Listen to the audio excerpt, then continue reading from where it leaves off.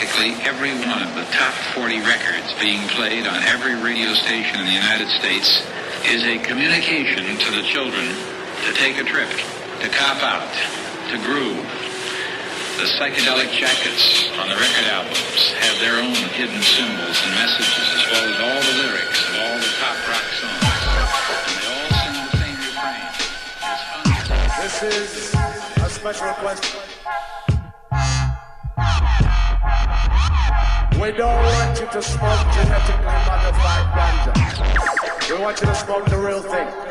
We want you to smoke the natural herb. Some call it marijuana, some call it sensimilla, some call it lamb's bread, and some people call it ganja. Welcome to the Adam Dunn Show. I am your host, Adam Dunn, and we have got a different co-host today. Hey, what's up? I'm Bike. Bike is back. Mitch, my co-host, had his baby last night, so everybody out there who's Mitch's buddies, send him a congratulations on that one. Baby was born a little early, I have to say, 4:12. Oh, missed it by 8 minutes. 8 minutes early. Well, that's 8 will okay. be the unlucky number. Like I said, I think it's better to be born a little early than a little late for 420. You know what I mean? Come on. So, yeah, we have a pretty interesting show today. We have, in studio right now, we have Jane West. We're going to be coming to her in a minute. Bringing a lot to the scene right now. We're stepping our game up, basically. You know? We're trying to, We're opening up to new demographics. Exactly. And so she's got lots of events going on. We're going to get to her in a minute because there's too much to even start with. We got Bho Johnson coming into the studio, I think. I'm not sure. It's still not working, this one. And we're going to have also our other friend come through with some glass. You got also no sound? Or?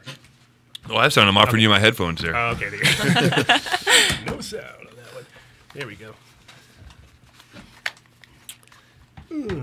Okay, so... sorry about that. If those don't work, it's you. Okay. My ears don't work right now. Now it's working. Could go a little louder, though. So, Bike. What's up? How you been? Good. I've been busy. Yeah? You got shows coming up yet, or? Shows? No. Okay. The Bike show I'm is thinking coming. about it every day, and it's going to happen fast when it does. It's just one of those things you just have to grab by the balls and do, as you see Adam do every week. Yeah, just got to get up in time. That's the most important I part. get up before the sun. That's not my issue. It's just what I get done between when the sun is up and down. Yes. So, yeah, once again, congratulations, Mitch. He's got 2 weeks off. You got 2 weeks? Only 2. Yeah, I'm a rough boss. But, again, he only has to do 2 hours. So do we know her name? I don't think he announced the name yet, did he? No, I didn't see a name announcement Wait yet. for... Nope. I don't like to push people on that. Yes, No. It will not be Mary Jane, I'm sure. That would be a little too cliche. You got enough, right? Yes. So, let's just dig right into Jane, because we're going to, like I said, we have a lot of different levels here. Yeah. Tell us about your, because we've heard a lot about you recently with this whole Philharmonic situation, we should call it almost. And it's been really cool to see that this has actually been taken seriously, and now we're moving forward, and I think this could help the whole event situation, which I think is the thing 2 years from now that we're going to look back in Colorado and be like, what were we worried about here? Right, Were we worried exactly. about like making lots of money Right. and having people happy and safe and all these, it's like the things we're trying to do as a society anyway. Speaking of safe, have you seen the statistics about homicide being down over 50%? Yeah, 66%, I think they even said. Yeah. Well, we don't have time to kill each other. Right. We can say it. We're good at Or saying we it. forgot the safe code. Yes.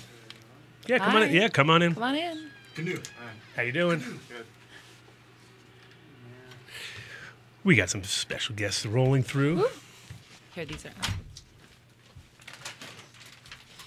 Swing on in and... Is that right? Here we go. Boom. Hi. How are you? Good. Good. Hey, welcome to the Adam Dunn Show. And you can announce yourself when you get a chance. When GNU gives you a break. Get him on mic. Get him on the camera with that. GNU. Oh. So I'm the Rambler. The Rambler's in the house. Yep, glassblower. I guess. Mitch had mentioned you were coming through. I was pretty excited. I left my house today going like, oh, I didn't grab a piece. And I was like, it's okay. We got someone rolling through. Are you a native local? I live in Fort Collins right now. Mm-hmm. I've been in Colorado for about 3 years. Okay. Where are you coming from originally? Originally from Ohio, but I was in Oregon for almost 2 years. Which part of Oregon? Eugene. Eugene, nice. A lot of glass blowing out in Eugene, that's for sure. It's the Mecca. Yeah, yes, it is. For sure. Definitely. So you're based in Fort Collins now? Yeah. Nice. I was working with Big Z for a while, and I worked with Joel Halen a little bit. We love Joel. We definitely love Joel. He's making me a nice piece right now, so yeah. He's good at what he does, man. That's for sure. Another mass hole, right? So. Yes, Joel's in the mass hole. Another mass hole out there. He's great at being one. Yeah, no, he's got the right attitude. Yeah, you never lose it. That's the one thing. That's the one thing about mass holes is they never lose the attitude. I don't know what it is. Coast. That's it. I mean, for sure. And a special type too. It's a special breed because New Yorkers, we have a different vibe. Absolutely. It's more genuine asshole. So we were talking with Jane. Jane's doing the Philharmonic. She's the classically Cannabis series, the High Note series. And that's on Friday, right? That'll be on Friday. Yep, the first one is this Friday. And this is completely sold out event. So anybody out there who's sold really out private event, who wants to know how they're going to get tickets, well, you can't. That's actually the nicest thing sometimes when it is a sold out event. Yes. Because that's one thing off of your plate right there. Absolutely. You don't have to worry about the door and people showing up and if they're going to make it. Right. So that's really awesome. And but you've had already now 3 events, right? Yes, I have. We started off in January. We did an end of prohibition party. Again, all the events are at private art gallery spaces, so they're very visually stimulating. Nice. We have live music or a DJ to kind of get that audible ambiance in, and then I work with some of the best caterers in town to provide really decadent food. So it's kind of like munchies for foodies. So for these summer events, we're actually working some of the food trucks. Stoner event, basically. No. No Doritos. What do you? No Doritos. Actually, it's funny you mentioned that, Mike, because one of the first caterers I met with, I was like, everyone's going to be using cannabis, and we're going to want some really great munchies. And she was like, so do you want me to put duck on a Dorito? She didn't quite get it, and actually that sounded pretty good too. Yeah. So yeah, you should do that.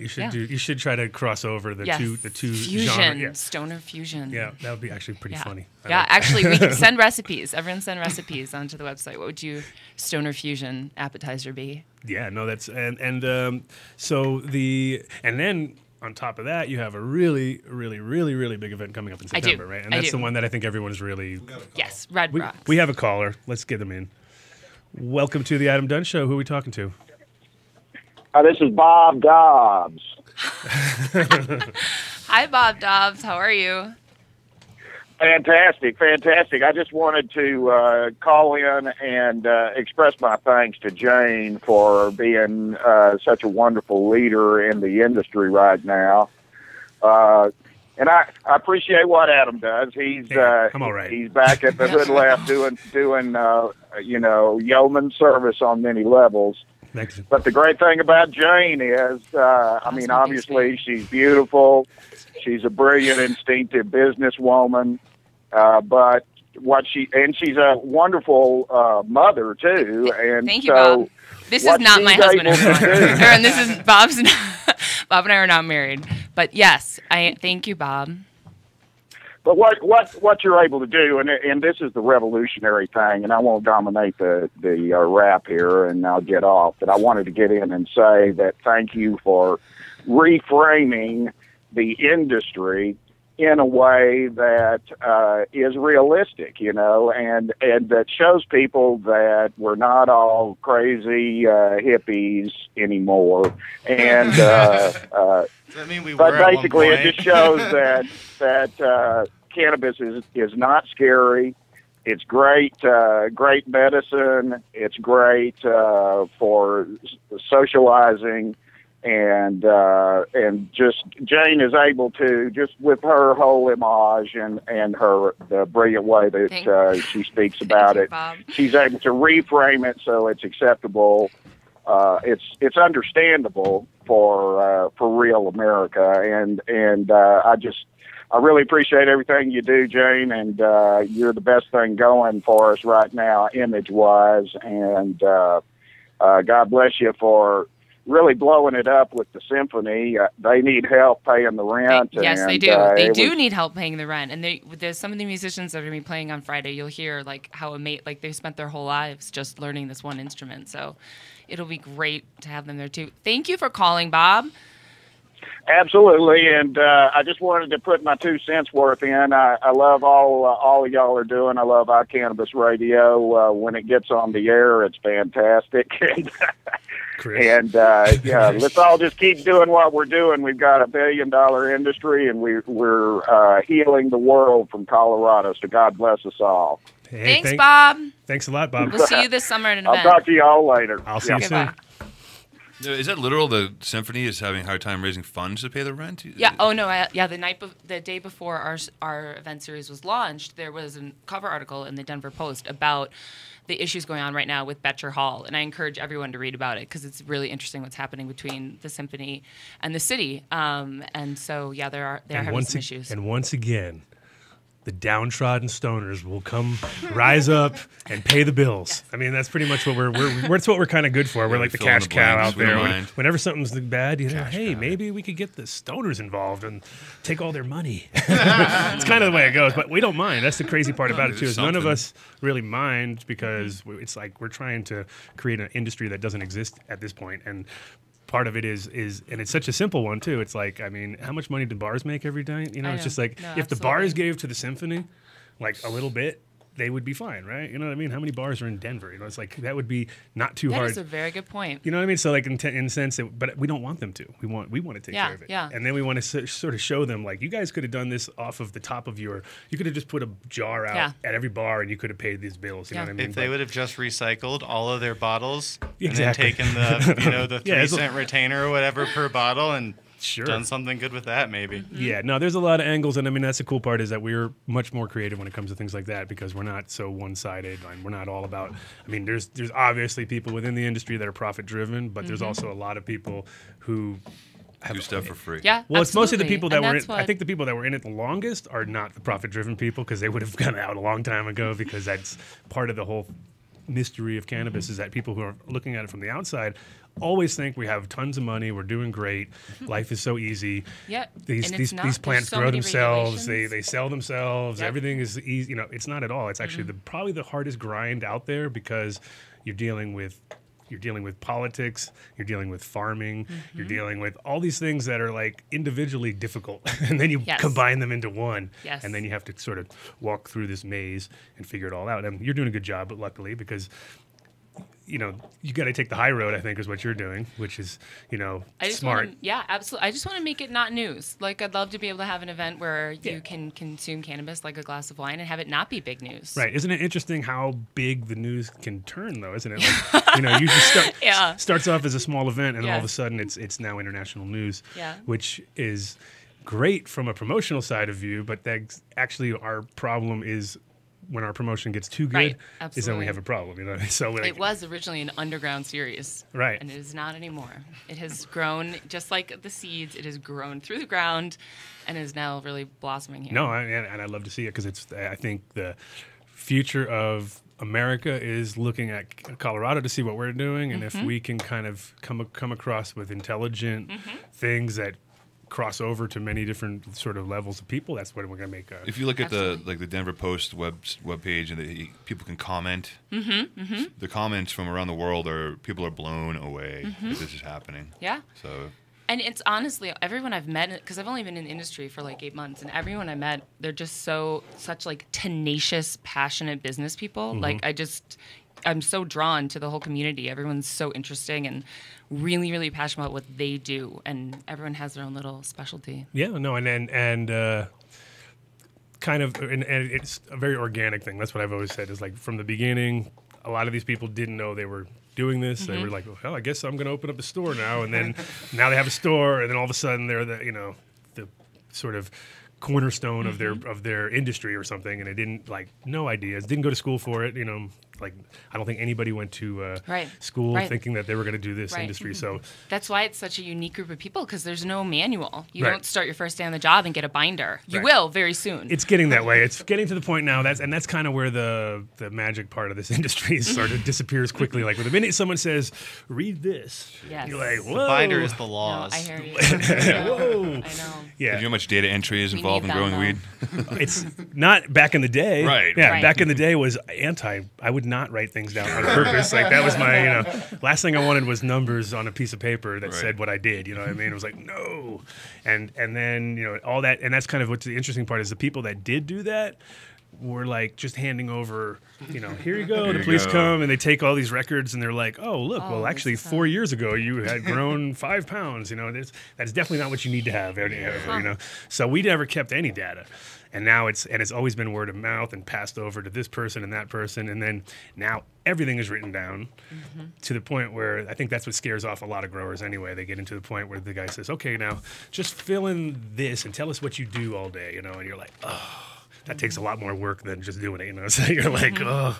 It's a very difficult job description to write. It is, but it's interesting to see how the people are now creating positions and jobs, and there's new jobs that didn't even exist. There's recruiting companies. Yeah. Hemp Temps was one of them for sure, and and it's growing globally, but it's also Colorado. I think is a good sort of indicator of where other people are going to go. Absolutely. That's why I'm glad that we have such a density of intelligence on this topic. Like having you here and having all these other people that have been in it for years and years. Yeah. Well, and we are all learning. That's how none of us know what really is going to happen. And I think when I first came here 4 years ago, I didn't think recreational was even an issue. I just thought, okay, they have a good chance of becoming the first place. But I didn't really 100% know that it was going to come that quick, and it definitely was a mind-blowing experience. And I didn't think it was going to pass. I was like, it went down in California. There's no way that that'll happen here. Yeah. Colorado's a smaller, easier beast to tame. Yeah, it's because we're small. Well, it worked because we're small. Sure. Yeah. It's very close to the population of Amsterdam too. It's about 1 million people in Amsterdam. Same sort of thing as here, and that's part of the reason why it worked in Amsterdam and it wouldn't work in some other cities, because it's quite condensed, small, easy to sort of manage, and you can walk from one side of the city to the other, so that's not a problem. And I think anytime you get a sprawling place, which 10 million people or more or something, then it turns into there's just too many agendas going on. You know what I mean? And the minute that one person does something, 20 people, latch on because there's the desperation for, to make something happen. Yep. And then when you have a place like here, which has got more space. Yes. I mean, I think also because of the airport moving was one of the biggest things here. We have so much warehouse space downtown that's and all along the Beltway. Proper warehouse space that other cities, they don't, that's all in, not near the city at all. So we have this kind of massive amount of warehousing that is all pretty much turned over to cannabis. I think it's amazing. I talked to some brokers the other day because we're looking for a new spot for the lab or whatever, and just to hear how the industry is like guys have stuff on the market and we call them up and they're like, yeah, we had it on the market, but we decided to just grow. It's like, and it's just normal. They tell you that on the phone like it's a normal thing now, and it's like, oh, okay, cool. That's awesome. It's really great. It's so normal now. Yeah, it's like, okay, well, why would I want to rent it to you? I just start growing there, And I was like, okay, but yeah, it's interesting to see how this market develops and how. With the events and stuff, let's go back to the events because that's also one of it's been a big focus in Colorado. I think it's confusing for the most part. It's confusing to all of us. Like it's very gray. I have an event center, so I'm constantly, having people either cancel events because they get a letter or have, just the idea of it possibly getting canceled. They just could do it on their own. Right. And I think that's where we go wrong. We should never back down just on the fact that we think that they're going to come. You know what I mean? Because really. They just need to be dealt with on a regular, once they, and I think, And just speaking and working with the government, this is legal here now, and the people of Colorado voted to have it regulated like alcohol. So now it's time to just reach and talk to them directly. Talk to the city and figure out exactly what they want. Mitch had told us there was a spot in Boulder in the old farm, and they had sort of smoking spot there. It lasted for a few days until And then they decided, well, because the problem we have is a Clean Air Act, of course, yes, and that absolutely, makes life which complicated. Is important. Yeah, But there's a lot of different ways to consume. of course. So And also on top of that, most places, if they have a backyard, yes, you're outdoors, yeah, there shouldn't be an issue. As and long as it's unenclosed. And so, I mean, but also the strange thing, which I'm kind of confused on, and I'm sure everybody else is too, is it a private event? Is it a public event? And what does that mean? You know what I mean? And it seems like they haven't quite decided. They have not. Because one day I heard it was, if it's a private event, you're okay. Right. But then later I heard if it's a paid public event, so it doesn't, Right. who are we trying to protect here? Is there when they say you have to make a donation, what's to stop someone from charging $1 or something to get through that loophole? Is there a minimum? Yeah, see, that's why it's every. What we really have to do is come together as people that want to throw events here and meet with the city to figure out exactly what they want, so we can fit within those parameters. Well, and the Cannabis Cup was a good indicator of like Absolutely. everybody was like, well, how are they going to do it? You know what I mean? Right. And sure enough, they did it. Yep. So, and of course, they were not in Denver County. Yes. That's a huge difference. I think, but Denver is the one. I mean, people aren't flying in to other towns. They're flying Right. into Denver. You know Right. what I mean? So if Denver doesn't get it, get its have act to get it together, right. they're going to really Yeah. lose out because you're giving such bad miscommunication at this point. Yes. And you're not giving any options. And you there know? are some surrounding municipalities that are definitely like watching what we're doing here to see what they want to do and how they would want to move forward, which is great. 'Cause Well, they're very and supportive. the ones that will do it, which is what's going to happen is there's the smart places that are just right outside of the line. Just like back in the day with alcohol and certain towns being dry and the next one not. Right. Did the dry towns ever prosper? No, they became desolate. They became desolate, especially on a Friday night. No one's there. You know what I mean? Everybody who's over 21 would leave town and go somewhere else. Right. Or, Except for the speakeasies. Yeah, of course. And that's where we're at right now. We're in the speakeasy sort of Speakeasy phase zone. of So funny how it's so like following that path of the end of alcohol prohibition. Yeah, I know. It's history repeats itself, Yeah. and that's what happens with pretty much everything out there. And this one is repeating itself fast.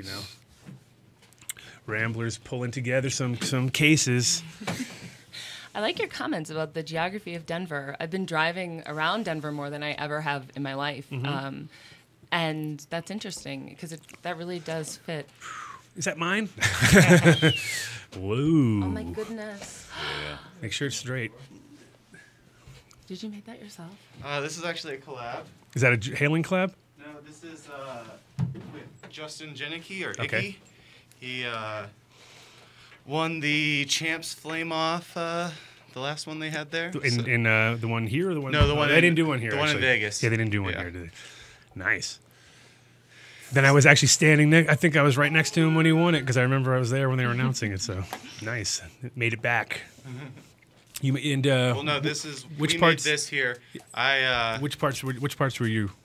I made a lot of the fourplex type line work stuff. He actually made this disc, but I made the beach balls and. How long does a piece like that take? We have about a week in it together, like Nice. each of us. And then the tubing itself is color creation of my own that Tag pulled for me. The green. Yeah, this I green love that. stardust over whiteout. We call it Celtic Frost. It's like a soft slime. Well, slime's actually made by the same people. Is it? But slime is more of a... Phosphorescent. yeah, exactly. More like Slimer or, Yeah. where this is, I'd say more of a subtle kind of almost goldish green No, it's great. sparkle. It's kind of like the color of my first car. I had a Tempest. I bought it off a guy who was an auto body shop, and he put like 7 coats of clear coat on top of 2 other colors, and he had mixed it. And it was like, so the car was 2 different colors. It was like when I drive in the daytime, it was green, and at nighttime, it sort of like changed a little bit and became more purpley. It was weird. So yeah, awesome. The color has definitely come a long way in the last 10 years, you know. Yeah, it's funny. We went through such phases, didn't we? It's like first it was all fumed, then it was all color, then it was like half clear, half color, and then it was all clear. What You is know, fume? and the fume was Fume really at is like the that original. time, That's it- like the original pieces that you would put on black to see that. You see the It's things silver popping and out gold. Yeah. because you're actually putting layers behind. Like whenever the darkness would come up behind it, it would create like a background, and then you'd see things you didn't see before. And Got it. that's where the whole.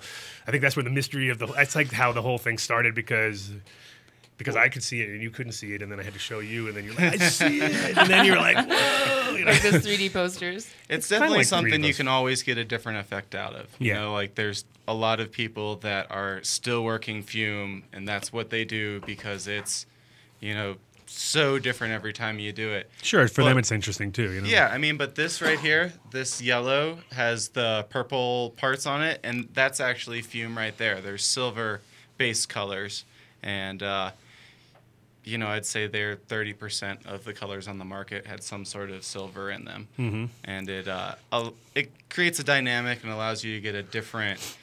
I mean, that's the one part I'd say about glass blowing in general that kind of, I wouldn't say scared me, but as far as me not ever jumping into the game was the amounts of heavy metals that were involved and the different elements that people were If you're using. worried about living, then glass blowing might not be the right. It's true. No, you know, it's like I knew there was a friend of ours out in, there was a guy from Eugene actually out in Amsterdam years ago, this guy Drum's son, and you know, he was very artistic glass blower. He was made some beautiful stuff.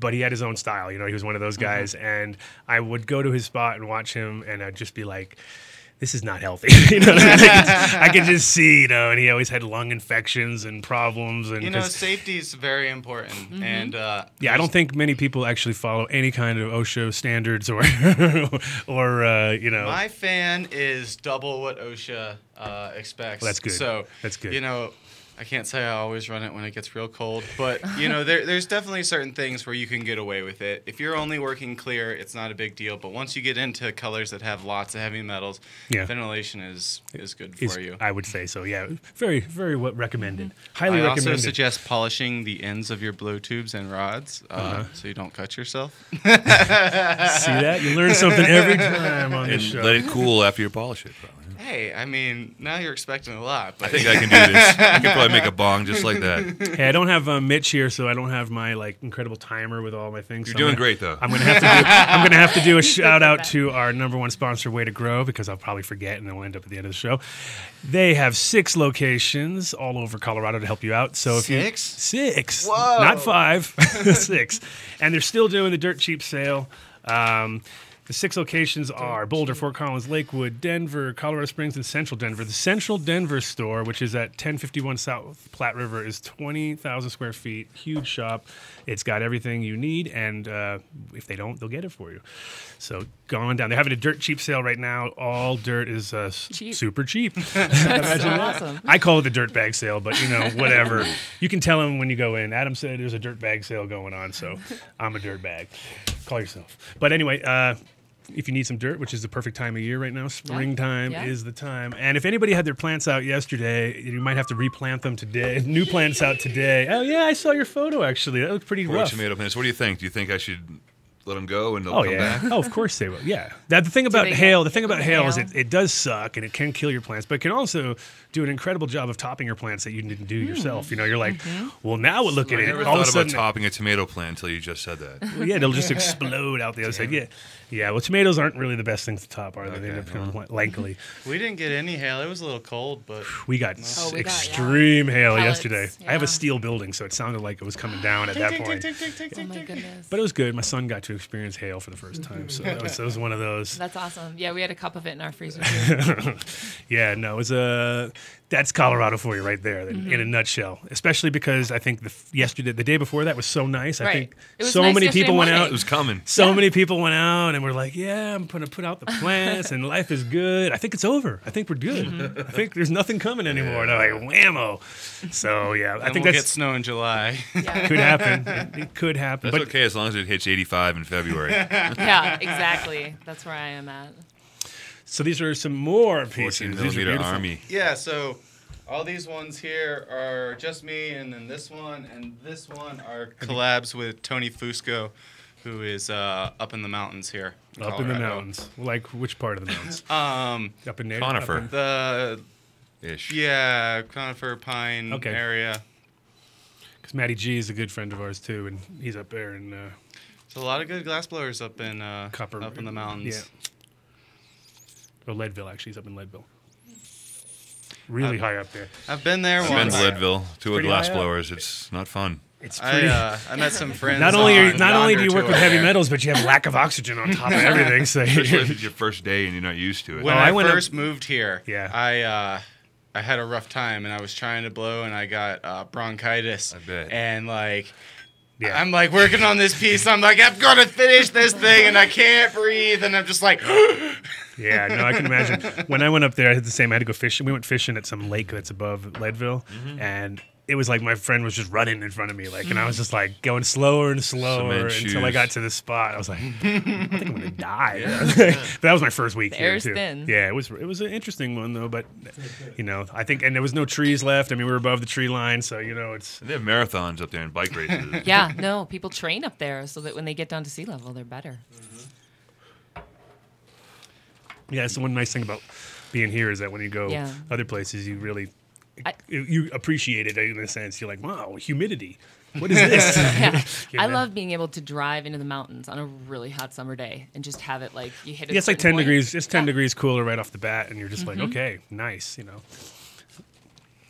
So, how much are the small pieces averaging? Like, just give us an idea on numbers and things. you know, stuff ranges.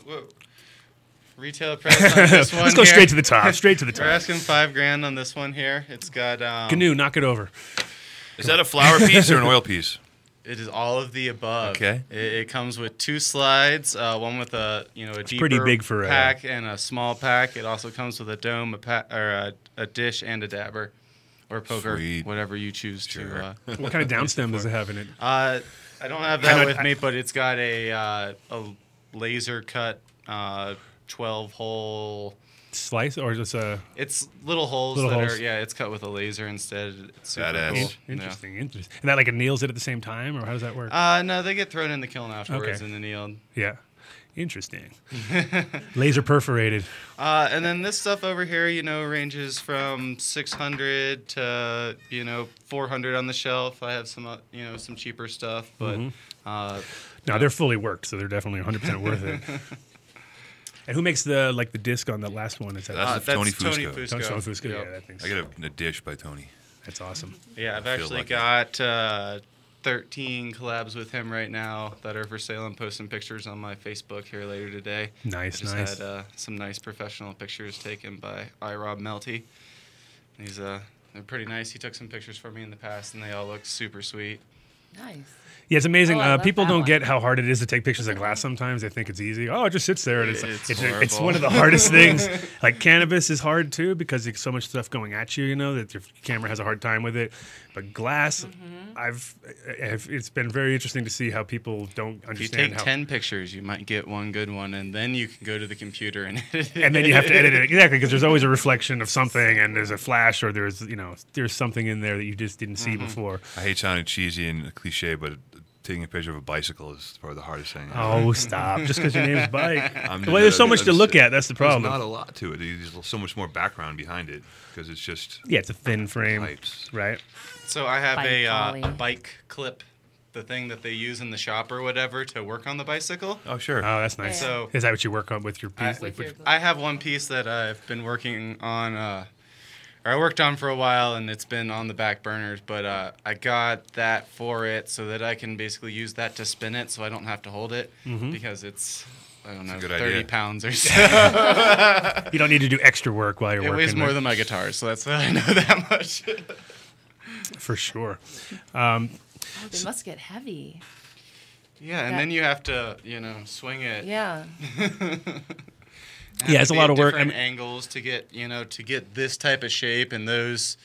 That's all gravity and heat. Yeah, that's one of those things when you're watching during the champ show and you watch these guys, and some of them take on like the impossible challenge. You're watching them, you're like, really? Like, especially the intricate stuff, not even like the heavy stuff. It's more like when I watch people trying to assemble things that are monstrosities, you know what I mean? And you're just like, You have to get it right the first time, and if you don't, then No, it's definitely, I mean, I would say keeping it tight is maybe a little bit easier. But I watched one guy had built like a whole, I mean, it was about 8 foot tall. Looked like it was all just kind of pieced together, but I don't know how he's going to move that. Impossible. Marcel and some other people made like a 10-foot rocking chair. Wow. Oh, wow. Yeah, pretty impressive in like 2 days, which is... They didn't have a kiln big enough to anneal it, so they had to flame anneal the whole thing. Like, it was very impressive. Functional? No. I would like to see the person who's like, hey, this looks pretty comfy. I was trying to get him to sit in it. You were just telling, speaking of 2 days, you were just telling me you were working on a collab and did a couple hours in a couple days. How many hours did you do in 2 days? Well, I just was at the Glass Park in Fort Wayne, Indiana for the banjo Joe Peters class, and we made a giant robot fish lady thing. Yeah, it's larger than this piece. Robot fish lady. Yeah. Giant robot. Super You need to throw Yeah. a couple more descriptions in Yeah. there too. It'd help. I think I had about 36 hours in it. There's somewhere between 120 and 140 hours in the piece in 3 days. It's huge. I believe it's going to be at a show in Canada, the Liquid Chrome or something here next month. That thing's going to go through customs. Yeah, I wouldn't What want do they anything to think, do with right? that. There's only like the pipe itself is really only that big, but then the rest of Right. it's just attachments and Oy. so maybe they just won't even notice it's a pipe. Sure, yeah, it's just straight art.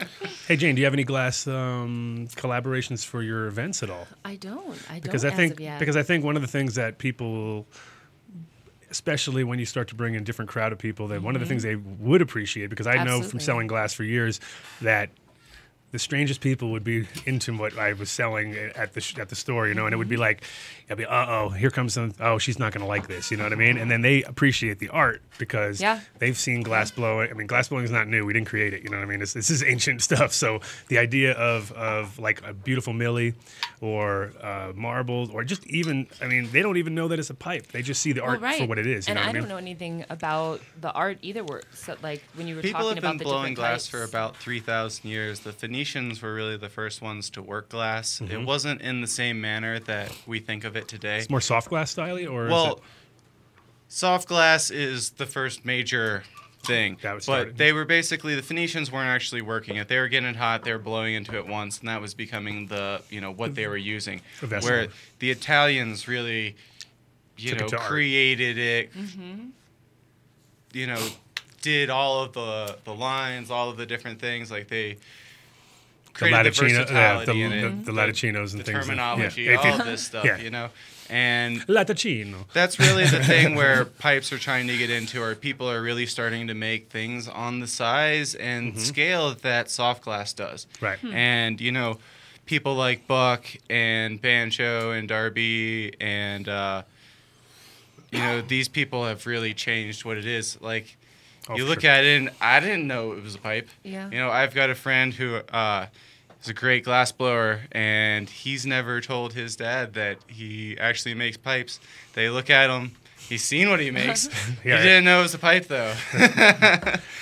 Yeah, no, and that's been like. We should put them on a pedestal. I think it would be a beautiful combination, just because, Absolutely. like I said, the people that are coming, if they're coming to see Absolutely. classical music, they definitely would appreciate high quality glass art. You know. All right, we'll And have to get 3. We'll there- get 3 for July 18th. I'll order some pedestals. And Nice. We'll bring in 3 different ones. You guys have to help me curate them, though. we will help you 'Cause you're curate. experts. No problem. Okay, We'll good. definitely help you on that. Awesome. And I think, because that is the melding of the arts. You know what I mean? You're Absolutely. actually, Yeah. and you could even, if you're going to be focusing on Red Rock September 13th, you could literally have live glass blowing there. We could. You can we do could. all that kind of I stuff. have to involve the fire department then, though. That's one of the challenges of having glass blowing at an I event, know. but yeah. We know. makes it- Have we that ever makes heard? it suck. Have you had any challenges with glass blowing? Of course course you have. I mean, anything with fire. Anything with fire is Can I going to list be. my top Right. 100?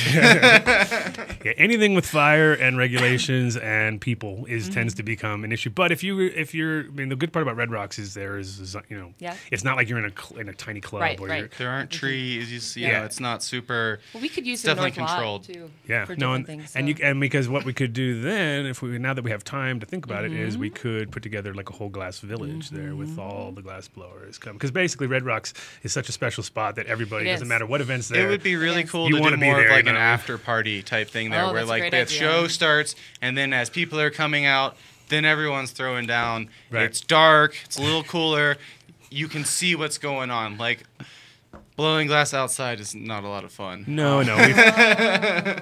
The Oh wind. no, we'll put you in like a structure maybe to do it. We'll see. But at night with good music and something intense, like it could definitely be Something intense. I like that. That's a good description. With music, something intense, everything's good. But yeah, that actually could be a really, really great absolutely. draw, because the glassblowing community is one of the most interesting ones, because this is high skill set. And it's kind of like how everybody knows a DJ, everybody knows a glass blower. It seems like my friend's a glass blower. That's the first thing you hear when it's like somebody who especially doesn't quite know it, but Right, they're right. Well, until you know how hard something is to do, you can't really appreciate it. exactly. And that's why usually when your friends do something, you already know that guy can't do that. Oh wow, he did that. That's pretty good. You know what I mean? It's the same with like if your friend's a musician or something, and all of a Right. sudden, well, I don't really like that kind of music, but my friend is really good, and then you just get kind of caught into that, Yep. and you end up going to getting stuck at their shows. Or Yeah. We'll have to have you each The make scene. little cards, like the artist in the gallery, like about your bio and the name of the piece and whatnot. yeah. So, Interesting. Yeah, I think for it'd be sure. huge. I think Yeah. it'd be huge. Once again, It's happening. It's Creating done. creating things on the show here. Well, we do that. Something out of nothing. Something out of nothing. Best That's my things. specialty. You both.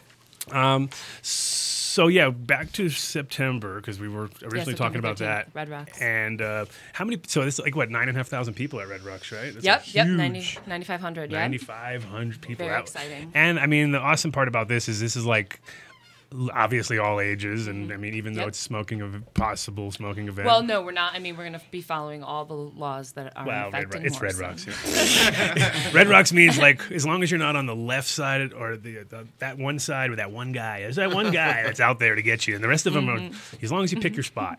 I think Red Rocks needs Indian fire drills or something to get people moving, because everyone goes down to the bottom there. And Bottom left. Everyone gets crouchy, Crowded and they're down like, there. "This is my spot. I live here." Like, Yeah, no.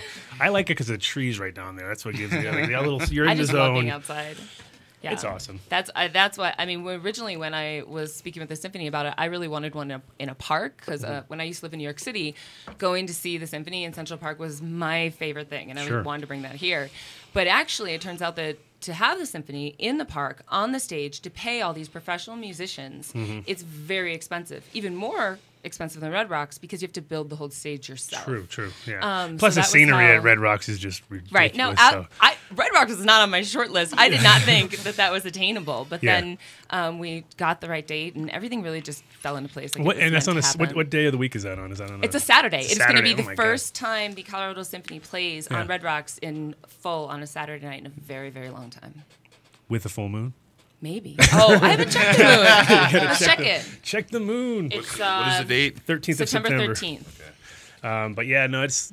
I mean, the one great thing about it too is it's just going to be like photos are going to be great. Everything about it is Yeah, going to be. yeah. And I can't wait. It'll be a yearly event, obviously, and maybe Yeah. by maybe 2 times or 3 times. Who knows? Yeah, no, absolutely. Because, Absolutely. and that's really awesome, because that's one of the things about getting it right. If you can get it right with any kind of a deal like that, like whether it be like the 710 Cup, something like that. They once you get it, Yep. it's an annual event, and you just Yes. have but you got to know it's an annual. Yep. And you may at one time in your life go like, can I just take? I I just want to have 1 year Right. where I don't do it, Right. and it's yeah. I mean, I'm like Cannabis Cup wise, it's my 22nd gosh. year, so. And I can't get it. And now there's 6 of them a year, so it's even worse, lot. because before it was just once a year, Amsterdam. The day after glass the cup. is the same Right, right, thing. right. Their goal is to have one a week in every state. Exactly. Did you say the 13th? Yes. The 13th, September 13th. Full moon. Full moon. Are you kidding me? No, I'm not kidding. It's Friday. No, it's Saturday. Saturday. Okay. Wow. Saturday, September 13th, and there is a full moon on that night. Yes. See, I Oh knew it. my God! It's got to go on the poster. Yes. We got to put the full moon on the poster. It's got to be there. See, excited. the Thank you. evolution. Place. It's all falling into place. My goodness. So yeah, no, it's well, there you go. I somehow knew it had to be a right. full moon, right? Yeah, yeah. Just had to be. What I'd 'Cause- like to do is have cameo people come in from that want to support it, Mm-hmm. so that after we do them annually, we end up having an actual CD of different like cameos performing with the Colorado Symphony Orchestra. We can like sell the songs on iTunes and whatnot. Whoa. I'd love Snoop to come. I know he's done Baller. some stuff with classical music, so Yeah, it's expensive. Snoop's. I know it's a good. It's a tough Good one. cause. It's a tough one, but you never know. You never There's a know. long list of people actually that we thought would be cool. Like Mm-hmm. if we did something like Avicii and he like met like the beats to the music and whatnot. There's a lot of ways you can mix it up. No. I think he's more expensive than Snoop. You think so? Oh, good lord. Okay. Yeah. We'll work on it. We'll find he's hot right somebody now. dedicated to the cause. Yeah, I guess you're right. Yeah, they are. Yeah. Oh, really? Mm-hmm. Well, we're not talking about that. So no, it's exciting times. I mean, that's one of the things that's awesome about being here too. Is that every week it seems like there's a new Bo is in the studio. No missing flights or nothing. I'm proud of you. We got Bho Johnson in the studio. What's happening, everybody? We're Welcome, Facebook welcome. friends. I tend to get that quite a little bit, actually. It's kind of crazy. That's funny. There you go. B-O, right? Well, That's how you spell your first BHO. name. B-H-O, B-O- but B-H-O. B-O pretty much my whole life until Got I it. got to Denver and got into all this craziness. What? You mean your name is not BHO for real? Damn. I thought your parents were way. Oh, I didn't mean to forethought. out you. I'm No, so we sorry. can actually we can blame Tim Martin for that one. So There you go. Another thing to blame Tim for. Well, welcome back to Colorado. I see you're been out in Cali for a while now. a little bit, loving it out there. I've been out there for about 6 or 8 months now. So Yeah. No, it's one of the. I mean, and you're from originally I'm originally from New Orleans. New Orleans, exactly. So big difference between New Orleans and California, I'm sure. I mean, Definitely. different styles and. Well, and I was even just back home for a couple of days. You find any good food out in Cali though? Well, actually, yeah.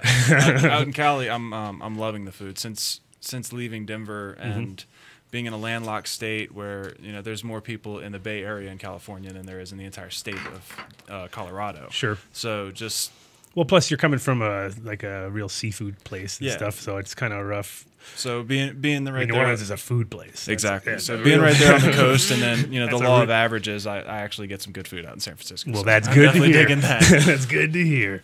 Because nothing worse than the combination of not finding what you want, and then having like the lifestyles that we have. Because that's one of those things where. Even at the lab, I get kind of bummed sometimes. It's just really not what I want right there, So Yeah, it's definitely. like, man, food is always an issue, it seems like. Yes. I lived in Gotta have Amsterdam for good 21 food, years good where the munchies. food there sucks. So I thought coming back to America, I was going to be... It actually is really good here for what it is. It's just that the choices are less because there's less things that, there's just not... You should hit up Civic Center Eats on Tuesdays and Thursdays. There's a whole line of food trucks. There's some really great food Oh, yeah. trucks in Oh, town. that's, yeah, for sure. Yeah, That's and then awesome. you kinda I mean, food sample trucks are them all. kind of where it's all gone Yeah. now, right? It's like restaurants are Super hardly fresh. even... like an issue in Denver, especially. Everyone just kind of gravitates towards, or they end up right where your spot is. Right. Just come right to you. That's great. the easiest. So, give us a little lowdown on what you've been up to. I know you went out there for CBD to kind of focus on that. And have you been how are they on the CBD tip as far as, I mean, right now everybody around the world is scrambling to find the best genetics and do what they can do. It's kind of crazy. How's It's your kinda source? How's your source material? At the moment, my source material is non-existent. I pretty much had to go out there and start from scratch. Right. I mean, everybody kind of knows what happened with me leaving and everything and all the drama that's ensued. And, I wish the best to everybody involved, but I didn't really get, the support or, the financial support of the team or anything that I was really supposed to whenever I got out there. So Right. it's pretty much been 8 months of scraping and scratching and bleeding for it, and it's finally starting to come together, but the plants are growing, they're under the sun and loving it, and it's just a matter of time at this point. But nobody's really growing a lot of CBD out there. Everybody kind of grew a little bit last year, and they're all like Harlequin or something. They either grew some Harlequin. There's some Cannatonic, some ACDC around, stuff like that. But they all grew a little bit last year, and they're just sitting on it because nobody really wants it or knows what to do with it or anything like that. And I'm coming in, and I'm just like, all right, well, I know what to do with it, but I'm broke at the moment, so I can't buy it from you yet to make products out of it. But give me a minute, and I'm just going to make it happen, But it just takes time to build up. And that's the funny part, too, is like, because, in your mind, you'd think, wow, there must be mountains of material to work with. And there's mountains of material in California. It's just not CBD. Right. Nobody's willing to bet the farm, so... Which is totally understandable. These guys have been doing it for generations, and some of them. So. It'd be cool to find like a local strain that they didn't know it to begin with. You know what I mean? Yeah. Like it just like stumbled upon somebody who's actually got it. Because that's one of the things I know we kind of keep every time we talk about strains. What we're noticing is that the kind of late 80s, early 90s sort of strains before we all kind of like in the early 90s is kind of when everybody started to really get on point when it came to finding like the originals of the OGs and like Me with the Bubblegum or like all these strains they started to kind of get the new school flavor, but that old school seems to be like what Soma's Reclining Buddha, classic example. That's like a real red-haired sort of old school looking plant, not super strong, but high CBD, and that's one of those things that passes on to its next generation. So it's kind of like, I think that's what you need, is you need to find those guys who have that old flavor, sort of sweet. Well, that's one of the things. I'm pretty sure the Sour Tsunami is like a sour diesel back crossed a whole bunch of times or something crazy like that, and it gets that recessive CBD to come out. We've just bred it away for so long. Yeah. Now people are starting to see it again. So and it's interesting to see how we're because obviously with all the testing too, it's like now people get a definitive answer, and it's not just like I just I think so, and but also with the CBDs, what we're noticing too is that like with different flavor or different strains from all over, they all have that cherry connection, and that's kind of like, Mitch and I have talked about how we think that there's some real obvious connection between like cough syrup and all these medicines that are cherry flavored. Why are they cherry flavored? When did cherries ever become healthy? You know what I mean? Or heal you in any way, shape, or form? But it's strangely enough, when you try a high CBD hash or extract, it tastes just like it. It tastes exactly like that. So in a way, we kind of think that maybe all of those old bottles that you saw with all the high CBD, they were a lot of high CBD plants because it was because you're going on reactions and conditions. So if somebody gets, and I remember reading about them back in the day and being like, this sounds crazy, because it was like it had pretty much every possible reaction in one thing. You know what I mean? So you're like, how can it do all of those things? But strangely enough, it does, so. That's very interesting. Yeah, so, but the CBD strains that you had out there, you said it was both ACDC, Harlequin, and mostly Cannatonic, and that's pretty much the standard. Has there been no surprises coming out? I mean, do you think somebody out there would come up with that's Cali-only strain? Because Cannatonic's from Europe. The Sour Tsunami was done here, or where was it? I've seen some. Where was the Sour Tsunami? South Humboldt seeds. South Humboldt, okay. Well, yeah, and there's a bunch of work. There's people working with like crosses of the Harlequin and Sour Tsunami, stuff like that. Yeah, well, we just had Mike West here, and he gave me a bunch of different crosses, all crazy combinations. Yeah, I got a bunch of those seeds popped right now and everything. So he says he's hitting 20s. He's hitting 20s on those. So nice. So you should be fine. And that's another one of the missions with being back in Denver. I know quite a few CBD strains have been collected around here, so my goal is to get my hands on as many of them. I want to get with 2 and get the R4 and a few other things. We're gonna take care of those. I'm gonna bring them back and just flood the market with as many of them as I can, and give the Charlotte's Web to everybody instead of letting people charge $10,000 for a cut. That seems to be the consensus these days. I mean, I think everyone that needs access will have access within a few months because there's enough people. It just takes a little time to build it up, but it's definitely coming. There's a lot more people that are looking at it. So. Yeah, and that's good. I saw some stuff that was pretty evil online last night. I was looking at some of these charlatans really coming out with $4,000 for 8 syringes. True snake oil sales. True snake oil, yeah. True snake oil. And isn't it the like 14% CBD oil or something like that? Exactly. And I was just like, wow. somebody is really just raking it in on garbage. on children. You know That's what I why mean? testing is so important. Yeah.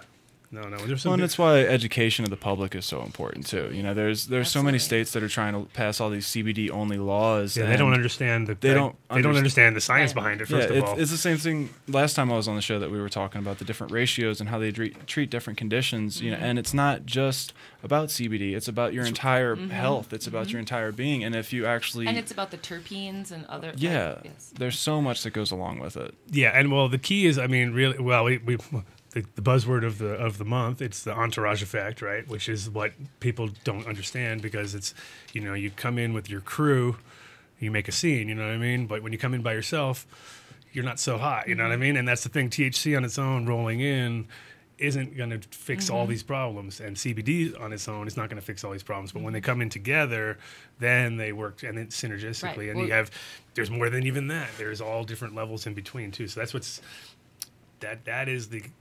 There's a reason all those components are part of the plant. They're supposed to stay together. Yeah, and it's also keeping them as a whole plant. That's part of the deal. Like Absolutely. when you make water hash, you keep whole plant. You know, so that's why you get a different kind of buzz. I like. To me, it's I a didn't know complete. that. Yeah, because you're not isolating anything. You're isolating the resin, which is a complete component. Whereas when you do an extract, you're stripping it down and you're pulling out certain parts. And so if you use different gases, you're going to end up with different. Yeah, I was just going to style. say, even in BHO, you know, if you're using N-Tane or if you're using a blended gas, you know, one is going to be more selective than the other, and it's going to have different terpene profiles, different cannabinoid And profiles. it's going to Yeah. completely wipe out certain terpenes, and that could be the magic formula right there. And, Right, and the right. terpenes are You where don't we're know really like, that's where the focus is right now, is the fact that such a tiny little thing can make such a huge difference. You know what I mean? And that's That's why it's great that Colorado voted to start putting money into research Yeah. in these areas. So we're really going to be not only growing it here, but also testing it here and writing about it here and studying it here. It's gonna be and great. hopefully not over regulating it here. That's my Yeah, that's, Hopefully not. that's kind of Hopefully key to not. all of it. that's my number one concern. Once you figured out too much, it's like you know some things you would like a little mystery behind it, but in general with with different terpenes and different terpenoids and flavonoids, those are the things that all kind of help create the full Absolutely. effect, you know, and that's where. And then if you take the CBD only garbage, really is what it is. I mean, it's actually it's hemp. It's grown in China with Yeah, with- crap method. It's Yeah, well, that's the problem is- extracted with crap method. Like but you don't know what's I recommend left people in it. don't I buy mean, dog food from China. You don't buy any food from China. Right. And cannabis is food, in my opinion. It's a food. You know, it's coming into your body as it's like it's a nutrient basically. Yeah, it's even more like a superfood where it just it hits every part of your Mm-hmm. system, and if you're not paying attention to what you're putting in, then it's going to make a big difference in the long run. Yeah, and I mean, come on now. I know for a fact that there's heavy metals and everything. I mean, and China is definitely not going to go use organic growing methods if they, Yeah, especially if if they're not the- told to, basically. Because when we went, we've actually the hemp that's grown for our hoodlum stuff is organically grown, but it's like it took them years to get it. There's a fight for that, I'm sure. Yeah, no, it was love it. over 10 years ago, and it was Americans in China fighting with them that they're not gonna, we're not gonna import this stuff if it's not grown organically, and so they finally adjusted. And for them, to grow organically in China isn't such a problem. It's because there's so much land there that hasn't, but they just don't think that way. They think, of course we're gonna grow with, heavy metal fertilizers and There's phosphorus a based. great Right. Well, they don't even picture know on it. the internet of a China glass shop, and it's like full of like 12-year-olds. Yeah. No ventilation, no floor, like No shoes. Just, yeah, like No fingers. no, no bueno. No way, Not no. good at all. Not okay. No, one thing I do have to say though about China is I thank them for at least growing hemp, because if they didn't do it, we would be pretty much have a zero, because we import everything from China. Yeah. All of our hemp products, except for the food products that come from Canada, are all Chinese. So they have done the world a favor by keeping it going. And the one thing that they do, they use an amazing amount of hemp. Like in the military, uses so much because they In use China? Oh yeah, they use them for everything. So every tent, and every they would rather grow it than use it like that than using synthetics and things, which is actually kind of cool. And well, even in World War I and World War II, they lifted the hemp ban in this country and told farmers, we need you to grow hemp because the war effort needs exactly. it. And it's only okay whenever they absolutely need it, and then they're going to put it back out. This country was originally built on hemp, and up until 80 years ago, everything. We got a caller coming in. We got a caller. See, I'm on it. Welcome to the Adam Dunn Show. Who are we talking to? This is Matt Riot from Riot Seeds. Hey, what's going on, Matt? Back on the show. Hey, what's up, brother? I just wanted to throw a big shout out to Mitch and his baby. Hey, and wish him the best. At least one shout out. Come on, you heard about the baby, right? Big congrats to him. That's awesome. Thank you for that. And my buddy Rambler in the studio. My God, I'm so stoked to see him, Matt. What a fucking treat, man. That's all I wanted to say. Awesome. The show's great. We're all listening, and yeah. Cool. Well, Mitch will be back in 2 weeks. I'm giving him a 2-week holiday, so. Awesome. 2 whole weeks, I should say. That's a long time. In Sweden, I think the guys get like 6 months to 8 months off, something crazy. Yeah. 2 weeks is long enough to raise a baby anyway. 2 weeks. We're American. If you haven't done it by then, jeez. Well, good. Thanks for calling in. That's and we'll be having you on soon. In. Cool. Thanks, Matt. All right, take care. Bye. Yes, all those listeners out there that know Mitch, feel free to call in and give him a shout out because he's not here. We love filler. We don't mind any filler. So hemp. That's the cool part about being. To me, that's the much bigger picture of this whole of this state. Like, absolutely, it's great to watch this whole medical thing turn into recreational. And now that we're over all that, can we move on to the reality of what we're all here for, which is let's grow some hemp, bring this country back, and then it's going to be pretty incredible. Actually, in 10 days from now, I'm going to announce it now. 10 days from now, we'll be planting the first. Not the first because last year they had their first. I'd say second year, but the same farm from Ryan Laughlin's farm. We're going to plant.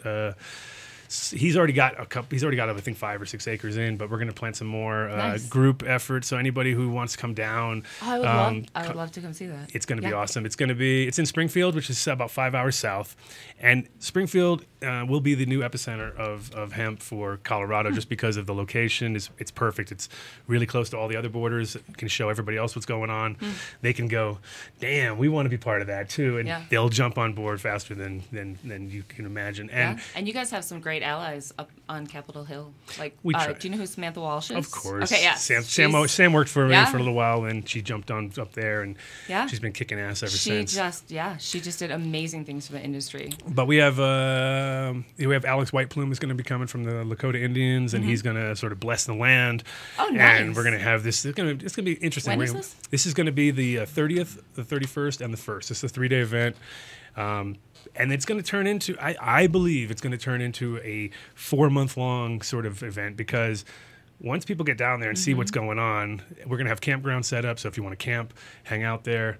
So I think it's just going to organically grow and turn into its own little like Occupy vibe, but with more positive we got to do some time-lapse photography. Oh, for sure. And we got a stage set up and tent and everything. So just like that's going to be sick. Yeah, contact me at the Hood Lab if you need any more information. We'll be putting it out on Facebook and spreading the word real soon. We're just all coming together. But yeah, so there's going to be some, and it's going to be called Hands on Hemp. It's the nice Hands on Hemp. Yeah, well, that was our monthly event that we were doing, but this will be like the historic version of it. So. Do you have a logo for it yet? It's a big hand. A big handful of seeds. The guys at Indie Ink will make you something awesome. Nice. But yeah, I think so. By this time next year, we'll have already known what has happened with that. There won't only be research this year. That's the other thing, too, people don't understand. A lot of people are jumping in like 2 feet. I'm going to grow 1,000 acres. You can't. You can only grow 10 acres right now. R&D. You can't even make any money with it, really. It's all R&D. So the idea now is if people want to get involved, they're getting involved because they want to just make this thing happen. There's no guarantees, and that's one of the things that you don't want to overshoot it and grow, because that's the biggest problem that happened in Holland is they grew tons of hemp, but they had nowhere to process any of it. So it was like, well, now what are we going to do with it? And then it just sat and rotted on the fields, and that's the same thing I'm facing in California is, everybody wants CBD, everybody's begging for CBD, but none of the growers will grow it because there's only a handful of people that are even doing anything with it to get it to patients. Yeah. So, well, I mean, you can't process it. If anybody's up near Bho and they're growing any CBD strains, sure. There's me and maybe, like I said, a handful of other people in the state that are really getting after it, and I personally just specialize in delivery methods and taking it from the concentrate and further. So to have. You need more middlemen. We got another call. Welcome to the Adam Dunn Show. Who are we talking to? Hey, the sound overlay is messed up on the show, bro. Sounds messed up on the show? Yeah. Okay, I don't know. We'll check with somebody else, I guess. What do you got? You can hear me or? Gone. All right. Well, if anybody else has any problems with sound, give us a shout so we know that we have no sound. That would be nice. For sure. That show is awesome. Yeah. Nobody heard you. Oh. Makes it the rarest of the rare, the true gems. Yeah, this would be the one. This is the Lost series we have. The Adam Dunn Show Lost series. Put it all on 8-track and regular tape. Exactly. So, well, anybody in California who is growing CBD strains, who is listening to this show, we have a guy in need. Get in right contact here. with me. Get in contact with me. Yes, Mr. Bho Johnson needs some medicine to pass on to his people, and that's one of those things that I think you're going to have. If you're having a hard time right now, I believe that it wouldn't take. I mean, it won't take long once people get the picture. The next 3 to 6 months, it's really going to start blowing up. I'm excited to see what's coming. It's just, like I said, it's been a build up until now, and it's finally starting to get there. So awesome. And so, how long are you going to be back in town for? I think. I'm leaving probably like Sunday or Monday or something. I'm pretty much just like shutting down my apartment, selling my car that's here, and just doing the old clean out, huh? Shutting it down, yeah. Starting over. That's awesome, though, man. In some parts, I mean, that is actually, for some people, that's the hardest thing, you know, because they don't want to. But it's 4th time in the last 10 years that I've done it. Yeah. You know, I left New Orleans and went to North Carolina, and then Tennessee, Denver, now Cali. So Slowly all the way making across. Yeah. Proper nomad, like you say. Right? And then I'll start working my way back east and doing some damage that way. We call that rambling where I'm from. See, we have actually we have the nomad and the rambler in the shop in here. So we're lucky. We're lucky. That'll have to be the name of today's show. The Nomad and the Rambler. The Nomad and Rambler. It's like a country song or something, right? On a warm summer evening. You can actually put anything you want in the words to the gambler there. You can change it to anything. It doesn't matter. Everything fits. The Nomad and the Rambler. Well, that's what this country was built on. You know, people that just picked up and said, all right, I'm out. You know. Yeah, no, for sure. I mean, that's it's kind of the American way. I did it when I was 19 or 18, I guess. I left like right after high school. 2 days after high school, I was off to Australia. I was like, that's it. I'm out of here. You know. Tour. Yeah, well, it was about a year. I go back to JDR and stuff like that. I mean, it's the stories about you going to Amsterdam and, you know, Derek and December and Tim and all their work out here. You know, it's one of the things that drew me and, you know, the other guys that came out in my wave out here into the industry in the first place. So yeah, no, it's awesome. I mean, it's cool. I'm really glad that I came when I came because I really felt like it was still in its infantile stages. Yeah. Those early times at the old Hood Lab, we pretty much had every player that's in the game still in the same building, and you know, only once or twice did we have an issue, but for the most part, never an issue. And but now it's like everybody has an agenda. They have some giant. They're about to go public, or they're about to do. You know, there's like it seems like everybody's got big things, and at a certain point, we can't talk about it anymore, and we're like, that's it. You know, so hopefully, you know, some of these things are going to come to fruition, and some of them probably won't. You know what I mean? But it's the industry's growing at such a pace, and it's great to watch people become successful. Hopefully, you know, and at the same time, also great to when you predict the ones that are not going to make it and they actually fall right.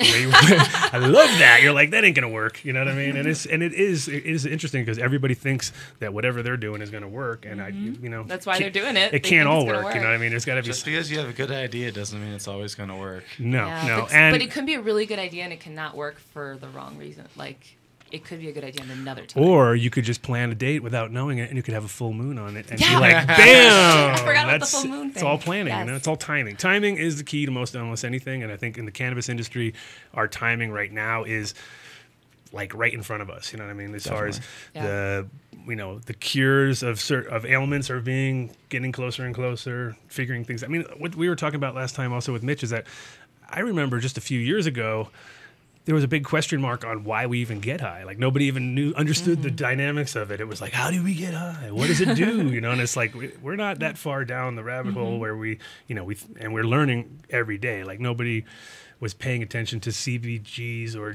like things there's dozens of cannabinoids. There's a couple hundred terpenes or something, and we're just barely scratching the surface. We just found out about the endocannabinoid system and all this other stuff. And as you're doing that, the testing facilities are also working on it and getting better and better. Well, like at Can Labs, they have these machines that'll soon be able to show you about terpene counts. Well, and that's the beautiful thing about it is, I'm not a scientist. I'm not a doctor. But I work with this every day. I work with patients every day, and they're asking me advice on their health. My goal is that one day, we represent this medicine well enough and we represent this industry well enough to where those people that are way smarter than me take over this work and start helping these people. Everyone just works together because you all have your specialty. It's all going to come in, but it definitely needs to come more into the light. And I think that what we've been seeing over the last year or so with CBD is definitely going to have that happen in the next year. For sure. I'm going to give a quick shout out to our other giant sponsor out there, Incredibles. Number one edibles here in Colorado and the universe, as we like to present them. They got 11 different flavors out there now. I'm sure there's a few more in the works. Actually, there is more than 12 because there's the gummies aren't on here, so that would be the 12th addition to the Dirty Dozen. Not so dirty. No, the clean dozen. The decadent dozen. The decadent dozen. There we go. Yes. See? That's why we have you around. Add some class to this thing. We got to class this stuff up a little bit. You need Agent 64 or Cannabrand, though. They are available in every dispensary that I know, pretty much. I mean, they're all over the place. But if they don't have them in your local dispensary, make sure you do get Incredibles edibles in there. My favorite one, Fireberry. Yours is Monkey Bar? Monkey Bar. Yours? Strawberry. It's bomb. Come on, Chris. Chris likes them all. Rambler, what do you like? I've never tried it. Oh, come on, Rambler. All right, get out. Get out. I'll get you a sample. You'll love. I was going to say that sponsored means that we get like edibles, right? There's a whole pile in the other room. The gift bag's in the other room. Exactly. But definitely check them out. And the new product they have out there is the gummies that are pretty sick. Awesome. I can't eat them though. The gelatin, sorry. Can't eat them. I gotta go easy on that stuff. Just make your fingernails hard. Gelatin. That's why I have such crappy fingernails, probably. I don't eat enough gelatin. So back to CBDs and to the, what I was thinking about is that it's good that you're not. I mean, you could be a scientist, of course, but it's good that you're doing this from the real way that we've always learned. That's the thing about cannabis is that we're we like to test we're really into testing. I think not particularly like handing it over to somebody and paying them money to test it, but personally testing every batch. Taste testing, yeah. I taste, we personally taste test, and and that's one of the things. It's an ongoing experiment, personally, right. And I know that you got. Like one of your goals in the CBD world is also for yourself too, right? It's not just absolutely. It's not just. I mean, obviously, it's great to help patients, but realistically, it's hard to help them if you don't know what's working, and you get a chance to test it. So you get a chance to say, okay, well, that seems to have done that. Hand it to somebody, and then if they give you the positive response that you were correct, that's reinforcing your knowledge, and in a way, you're actually. Compared to a guy who's just mixing stuff up and not ever knowing, like I'll test it on some rats or something, you know what I mean? You're not really coming to any kind of major, you don't really know what's going on, at that point. Yeah. Moving to Denver, like cannabis has completely saved my life. I'm 6'4". I was down to 145 pounds. I couldn't eat. I was in ridiculous pain every day, and because of that, I survived long enough to actually heal myself. Every product that I've ever made, I test on myself before it ever. I don't have clinical trials and all that stuff. Like so, if I'm putting out an activated oil to patients, I'm going to sit down and eat 3 grams of oil and see what happens because I might have a patient try to do that, and if I end up going to the hospital, I need to know that so I can tell them that. It's the same thing with any of the products that I've ever made. And you mind plugging me back in right there? Sorry. And that's the big thing about this industry is we don't really have. Any testing going in. We don't really have any trials, so we have to try it on ourselves first and then give little bits here and there to people and be like, okay, how did that do? And then, over time we actually get to see across the board these same reactions in all of these different people. And I may not be a scientist, but I remember ninth grade science. I remember the scientific method. You think something's going to work, you try it out, it doesn't work, you tweak it a little bit, you try it again, and eventually you come up with something. So. And now you can test it and see how the numbers actually match exactly what you've been working on this whole time. Yeah, and I think it's really cool when you have an idea in your head and then you go and have it tested.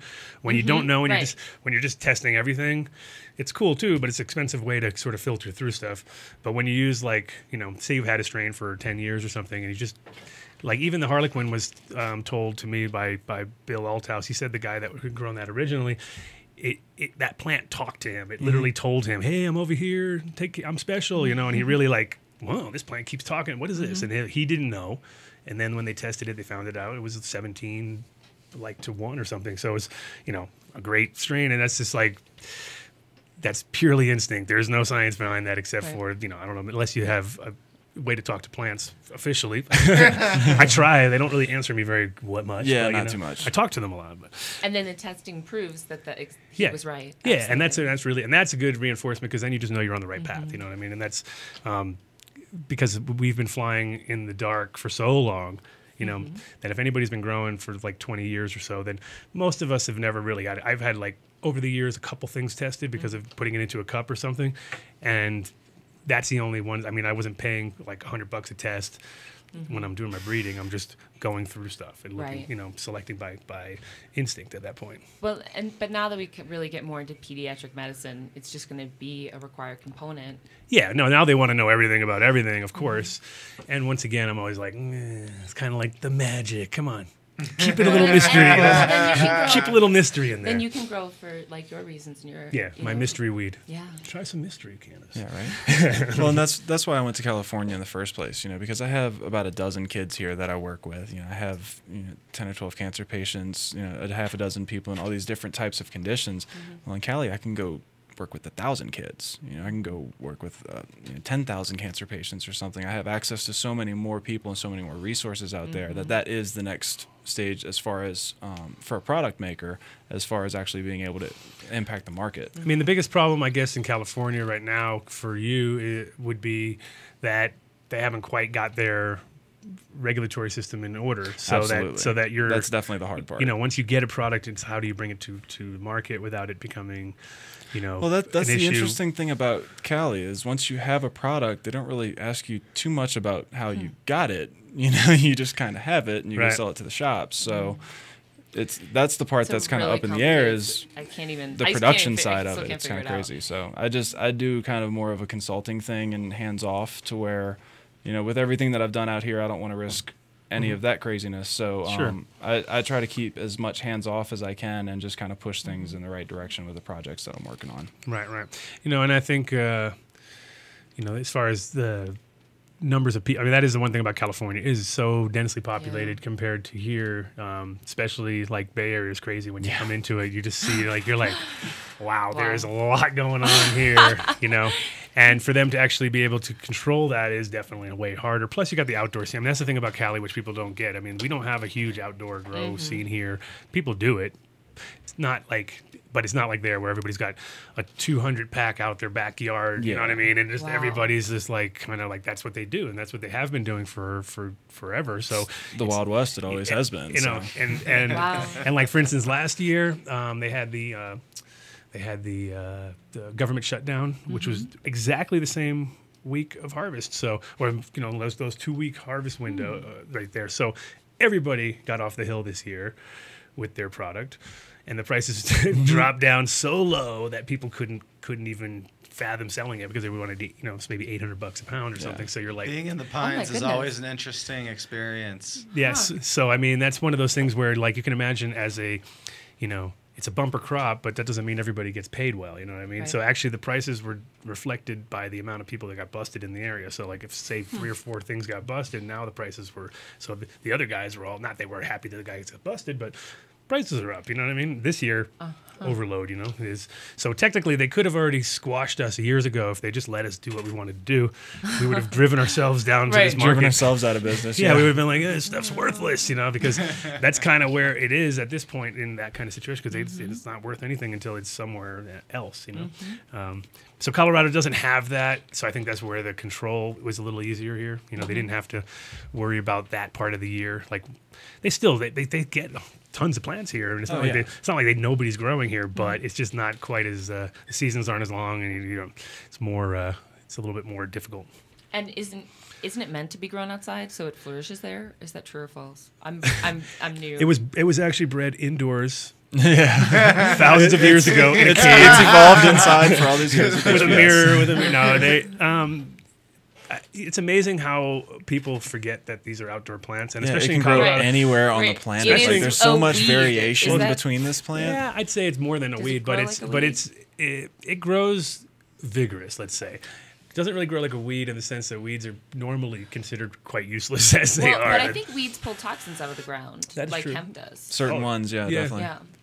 Yeah, that's. I mean, with hemp, or with cannabis in general, that's one of the misnomers is that it's like, it's just so easy. You know what I mean? And it is. Oh, that's good to know. It is to a point, but go look online at how many diseases and things and bugs and what you can get and how hard it is to sort of maintain. And that's the thing about indoors, people forget, is you're in a closed environment that you control everything.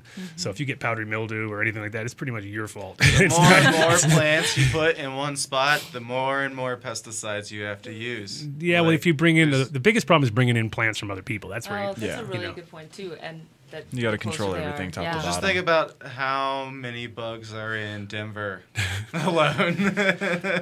Oh, I know places that grow more bugs than bugs. I've seen them. You know.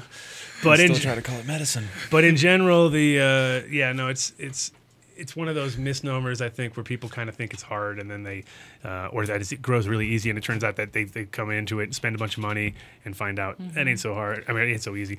But also, like, noticeably too, when we bring certain plants outdoors, they thrive because of the conditions. Whereas when you're doing lighting, it's similar to when you're doing extractions. You're limited on your whatever you're giving to them is what they're getting. There's not a full spectrum. Sometimes, even if it says full spectrum, it might be missing some UVB, or it's missing. You know, it's still not going to be the same thing as sunlight. No, I mean, we haven't done that yet. Yeah, we're not even close to that yet. So what I'm hearing is that hemp, while it grows really well outdoors, it thrives relative to being inside, but isn't necessarily an easy thing to grow. Well, no, cannabis. Let's say cannabis thrives indoors because we've gotten it pretty well dialed up. But if you take a light and you go outside with a 1,000-watt light in a sunny day, you won't even see the light. It'll be like, I don't know. Oh yeah, that thing's on. Okay, it's like we forget how powerful the sun really is. Yes. You know what I mean? And so there's not much you can compete with it.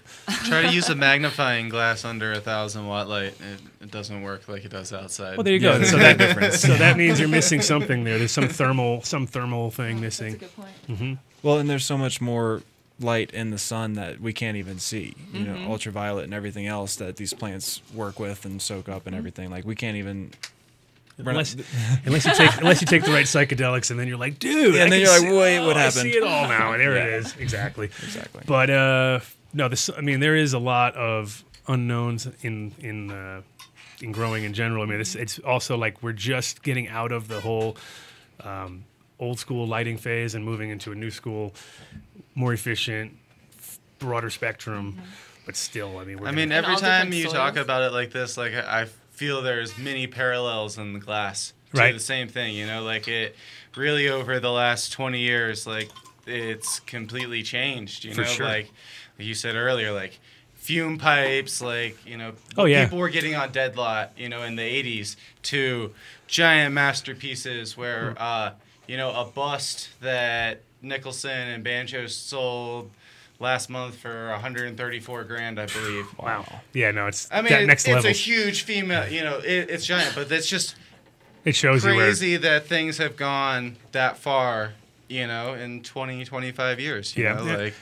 like with and it was funny with strains, we also go through those phases too. There was like, you know, skunk was a big thing at one point, and then it went to hazes, and then it went to Kushes, and it's kind of. And now it's finally coming back to CBD. And now it's CBD. You know what I mean? So it's like we're kind of like going through waves, and only the people that are in the industry kind of understand that, because a lot of times when people are fresh to it, they just see a bunch of green stuff. They don't see the differences. They don't see the nuances, and there are plenty of them. Just like wine or anything out there, you can go into a liquor store and see 1,000 bottles of wine. If you have no clue, your chances of finding a good one are pretty rare. Because I could not agree more. There's not that many super tight brands out there. There's a lot of crap, and there's a few really ones that are on point. You know what I mean? And once you know, you tend to go to that one. You know what I mean? You'll walk in and you'll see 1,000 of them, and you'll just go right to the one you know. Boom. Right. And I mean, we're kind of in that phase too with cannabis.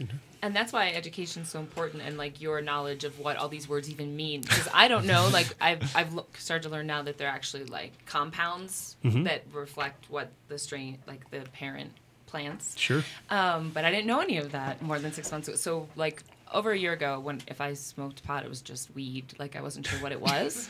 Well, you're going to get an education. Well, I know it's been amazing. And you'll be by the end of this year, you'll be highly educated. We will say. Yeah. It's just interesting when you really can pick it, just like you would like a blend of wine. Like, oh, this is what I like. This is perfect for me. Well, and then you start to see it everywhere else in the world. Like there's certain strains like Jack Frost has an extremely large amount of a terpene limonene in it, which is the only reason that I'm still alive right now, because it is an extremely strong appetite stimulant. It helps with nausea and things like that. And you smoke Bubba Kush and you go to sleep. You smoke Jack Frost, you'll eat everything in your kitchen, and that's because of the terpenes. The THC is the exact same in the two plants. It's just the difference in the terpenes that gives the difference in the high. Yes, and we have all been in the fridge. There's so much to learn. And it is so awesome. I don't even know why I'm here, but I'm going for it. Yes. Everything. Yeah. That's what you need to eat. That's what you need to smoke before the event. Mike, you have to smoke that before the event, so you're hungry for all the food trucks. Deal. Good. There you go. Bike's gonna eat out all eat every food truck out of all their we food. Have empanadas. Consume it all. Arepas. Ready? Challenge has been thrown. Yeah, no, that's the. I mean, like I said, you're going to definitely get an education over the next few months. We will. Oh, forever. We will There's so much to get learn. you up to speed. Then the other thing about the CBDs in general that we really like is the fact that it's helping out kids and it's crossing all those borders. Like I think in 1995 when the idea of medical marijuana sort of came into play in California, I was in Amsterdam. It was kind of. It was weird for me to say like medicate was strange. Guys were rolling in, like the first people coming in were like Stevie D and all those guys came in from Cali, and I was like, hey, you guys want to get high? No, we want to medicate. I was like, that's oh yeah, medicate. I forgot about that. And then I couldn't stop saying like weed, dope, pot. Everything I said sounded so like now I've learned. Now I actually.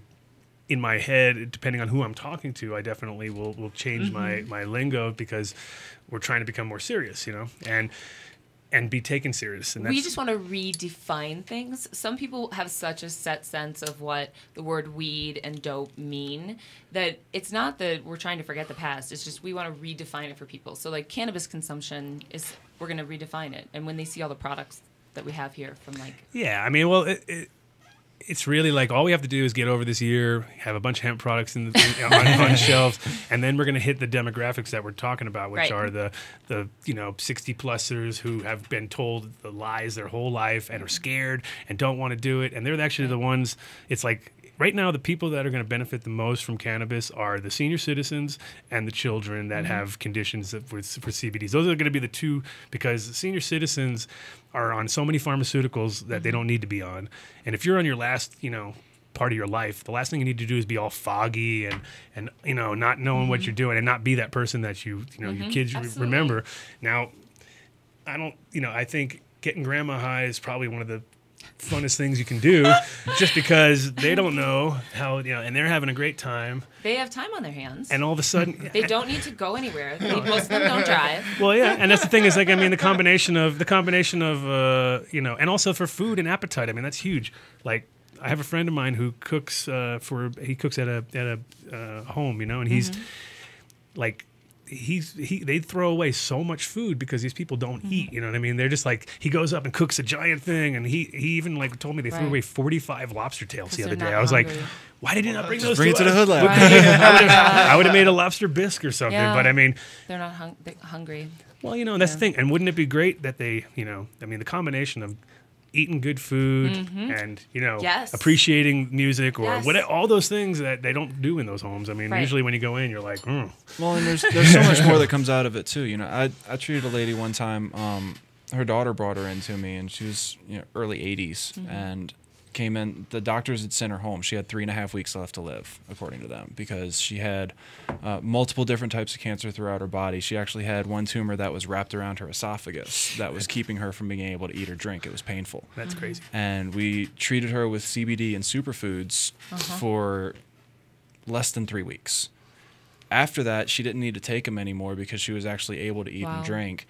We shrunk the tumor down enough. We ended up losing her in the end, but she got 11 months. Oh, wow. After 3.5. Yeah, wow. For 3.5 Absolutely. weeks. Yeah, told 3 weeks. And got to spend time with her family, her grandkids. They, like, I've even seen pictures. They went to a horse farm with her and like had a professional photographer and come out and everything. And that's the key to it. Whenever we're talking about Quality the of elderly life. people, it's exactly the quality of life. Right. If you can eat Absolutely. a meal, if you can sleep through the quality of night life. without pain, Right. it will let you live so much longer.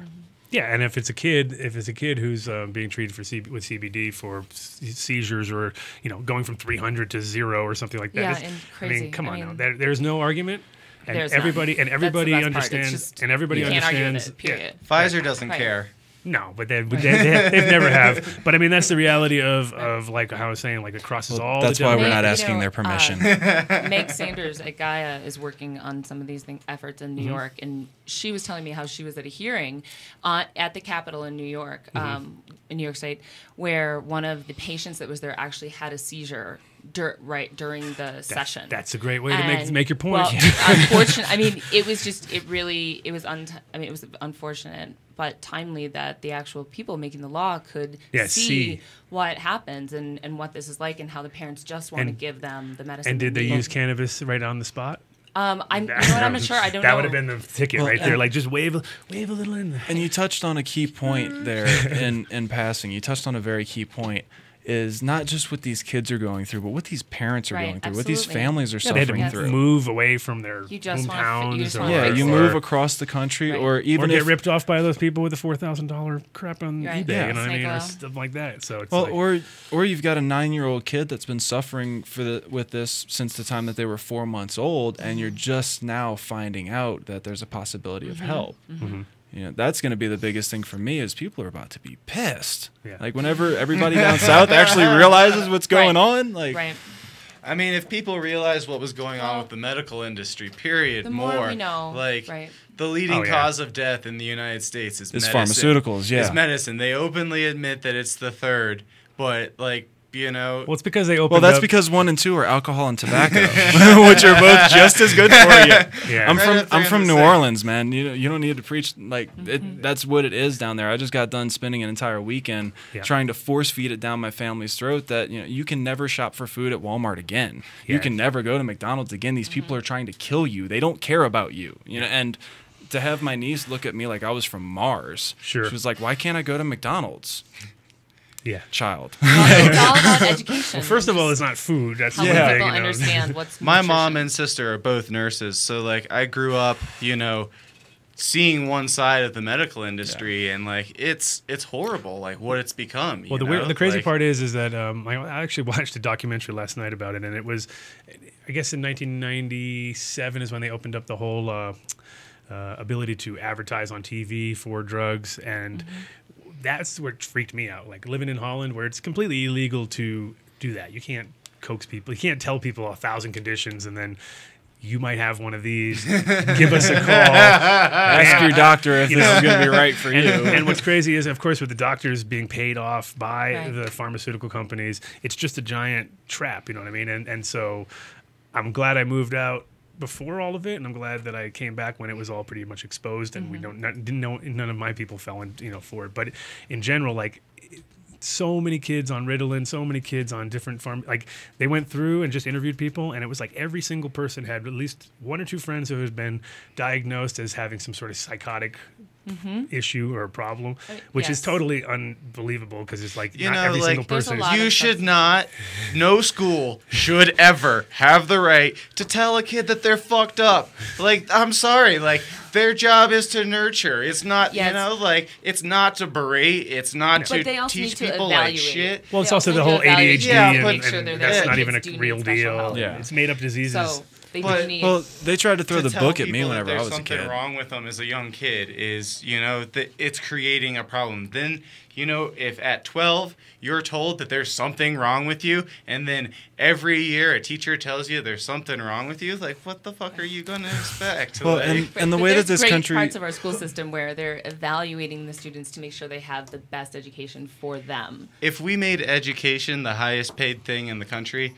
we'd see a huge difference. I couldn't agree more. You know, That's like teachers should be the highest something paid people in the world. Yes. Absolutely. Oh man, I had to go to the Cannabis University, and I was stressed out trying to teach that. I was like, man, it must be rough for a real teacher because they got to deal with kids who hate them. I'm going to a place where people are paying money to see me, so of course they're not going to come and berate you or anything. But when you go to school and every kid in there is on their cell phone and doing whatever. I was a horror. I'm not trying to say I wasn't. I was a bad kid. Yeah, they tried to throw the book at me. They told me I was ADD and bipolar and OCD and all these different things. Stuff. I was come to find out, classes, come to find out, I passed everything in school with D's, but whenever it came down to the standardized tests, I was above average, like 140 IQ and all of this stuff and everything. It's because I was bored. My teachers didn't challenge me. I had I just had this conversation with my parents back in Louisiana. I had 2 teachers out of all of high school. Out of 28 teachers, I had 2 that actually challenged me, that actually pushed me, and because of that, I actually learned something in those classes. I had the 2, rest of them, and the one I hated, like as a person, like I hated him, but as a teacher, I respected. But he pushed you harder than anybody else. Yeah, you know, like that was. Hey, Rambler, stop rambling. Slow down, Ramble. No, but in general, education is the key to everything. How many people went to your high school?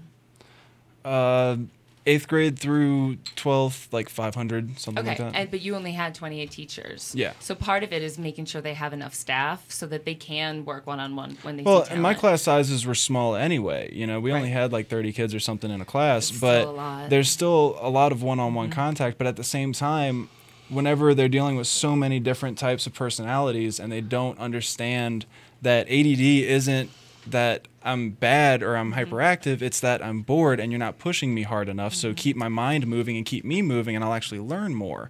But I'm going faster than all these other kids, so I'm still stuck in the situation, I mean, again, ADD, bipolar, all of those things are just like stuff that's been rammed down everybody's throat. Yeah, and the bipolar was I was a teenage boy going through puberty in the 90s listening to angry music. Yeah, I was getting pissed off every once in a while. Who wasn't back then? Listen to what we were listening to in the 90s. But that's happening now, too, with women in my demographic when you go in to see psychiatrists and psychologists, and you're frequently given, recommended, like lorazepam or Zoloft. Or Paxil, Zoloft. Those things cause more murders and suicides than, almost all the others. Sane people don't get into psychiatry. Yeah. Like, that's... Paxil was one of those drugs, too, that was talked about on this thing I was watching, and it was just like that... That is the one that if anybody's kid committed suicide, they just knew it was Paxil. Was he on Paxil? It's like, yes. Well, so how do we know this? We know this already, and we're not doing anything about it. We're going to prescribe it to kids, more kids. Like, come on now. And it's FDA approved. Yeah. Go government. Yeah. I mean, that's just, again, like the guy who invented ADHD just died recently, and he just said on his deathbed that it was made up. You know what I mean? So it just shows you where we're at. Like $1 billion, it's a multi-billion-dollar industry. So, of course...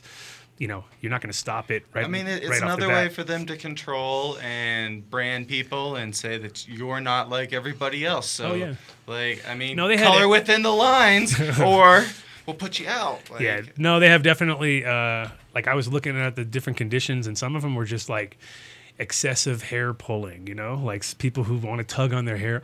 Give them drugs. You know what I mean? Like there's a drug made for hair pulling? That doesn't make sense. You know what I mean? They really specify down to such individual things. Sounds like they're anxious. They figure if you throw enough... I think they're trying to help doctors understand what the drugs are for. So they keep adding to the people. I don't think they understand what the drugs are for. they're definitely not to help heal people. That's Yeah. for sure. You know what I mean? That's the one thing. Otherwise, to make they- Pfizer money. Yeah, they're coming out with a new one every year for a reason. So it's No, not. I couldn't agree more. But that's where Well, the they lists actually come from. relabel a lot of things too. Like Yeah. one thing will come out for one thing, and then And 5 years after later, a they while just they switch the realize, name well, on it. It's actually, not selling. We're gonna put a new name on it and well, put that on the market. and they have a new condition, and what they'll do is they'll figure out like, hey, this actually does not work at all for what we thought The it was going side to work effect for. for this But it works for actually something But it else. works for this, so Yes. let's use it for that. And that's where they come up with these really weird, like the excessive. Well, yeah, Viagra was a mistake, right? It was something else. Supposed to be made for like people that had prostate problems or something like that. Yeah, and that was like, oh, this is working too good. Yeah, no. In general, though, a lot of those things, and that's kind of where it was curious to see, like one drug would not do so well, but then when they switched it up and came up with a new condition, it just went through the roof. You know what I mean? So it was like, okay, so they're just throwing up against the wall, something's going to stick. You know what I mean? And then we're going to use that. That's our bit right there. So it's sad that we're at this state, but it's also, I mean, with the internet and with everybody now communicating quickly, we're not as quickly or easily duped, you know? And I think, I mean, unfortunately, a lot of people are in the system already and they don't know it. You know what I mean? They already went in and they had some minor condition they thought, and now they're strung out on whatever, you know? And that's like the oxy sort of phenomenon in here and all that. And now That's they came out with a new super Vicodin, which is like totally not at all safe in any way, shape, or form. It's totally snortable, injectable. Like, it's like, why did you come up with? Why would you go do in that? for a sore throat and you come out with an addiction to heroin? Exactly, pretty much. That's That's pretty much where we're at right now, you know. And I mean, that's the great part about cannabis, though, is we have a chance to heal ourselves and do it alternatively. Which, I mean, for me, the medical community, I mean, unless it's something like pretty straightforward, like you break your arm, you kind of got to go to a doctor. There's certain things that make sense. But whenever it's mental or there's any kind of possibilities that you might have just made this up in your head in their opinion, or they'll do anything they can do to prescribe you as many things as possible because they're getting kickbacks. You're getting money from every time you prescribe it. And they actually even go and see, like, who's the doctor that's doing, who's the doctor that's prescribing the most of, like, say, Paxil. And then they go and they give that guy a trip. They give him a trip to Hawaii to go to a conference with his whole family. They fly him all out there. He has to go to one conference for 10 minutes, walk in, sign a piece of paper that he was there, walk out, and they have the whole week in Hawaii. You know what I mean? That's I don't know. I used to work with a lot of doctors. That's how they get kickbacks. That wasn't what their lives were like. When you weren't there, they were in Hawaii.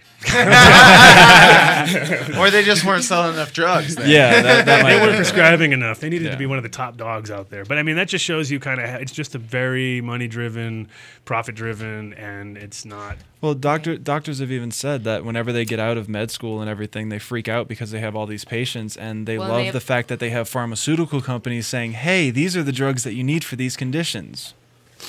That should be the other way around. Yeah. You know, I mean. Well, I mean, like I said, once again, we're lucky to have this alternative that we're in control of. Can we just give a shout out to the nurses? Yeah, shout out to the nurses. They're the ones doing the real work. Teachers and Yes. nurses. That's what it comes down to. The teachers and Teachers nurses. and nurses. Man, and we are education. what a social. Let's turn it up today. We can agree on 3 words. Yeah. Teachers, nurses. Are you going to give a special discount for teachers and nurses to the symphony? As soon as I can open up to the general public. Yeah, exactly. That is definitely something. That Well, so this will be our general public, right, or not? Red Rocks for sure, yeah. Yeah, so that's what I mean. At Red Rocks, you should do a special. Well, we'll see what for all the nurses. The Colorado Symphony is responsible with AEG for doing that, so we'll have to really push them hard. AEG is pretty hard people to work with. Yeah, I have worked with them. Well, cool. Let's see where else. Where are we at now? We're jumping all over. I like how we jump. I like how this is a freestyle. This is a complete freestyle event right now. Okay. Now that Mitch is not here. What- Now how that if Mitch is we- not here, we're let's- going crazy. Let's revisit the hemp point. Yes. So what if we tried to make it so that Colorado was the first state where Whole Foods had an entire aisle that was just hemp? They actually Can did can you fill an aisle during. yet? Okay, June 1st through the 8th is Hemp History Week. Okay. And I believe they will do that during that week because they did it last year. Oh, awesome. So they had, I don't know how, it wasn't quite a whole aisle, It was one of the short aisles, but it was a whole short aisle, you know what I mean? Yeah. And they definitely emphasized all the hemp products that were out there. And it's quite a few, actually. That's one of those things, like when I first started to see things popping up, it was like, the basics. It was always the flour, hemp, or the protein powder, things like that. But now they're starting to develop more. And I mean, the main thing for like Colorado in general, right now we import all hemp seeds for food from Canada. But the minute we're growing them here, and we can start to do them from like Colorado grown hemp, organically grown, yes, it will definitely get into the food chain fast. When will that be?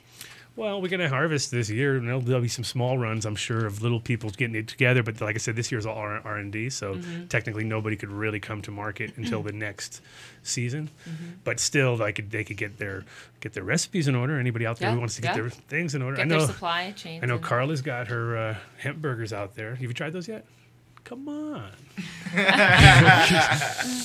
Yeah, but I think the food is going to be one of the huge things. Actually, right now, what's also going to be awesome is that for food for animals, like food, like that is where you're going to, it starts the whole food chain at the right way. Yeah, that's a big one.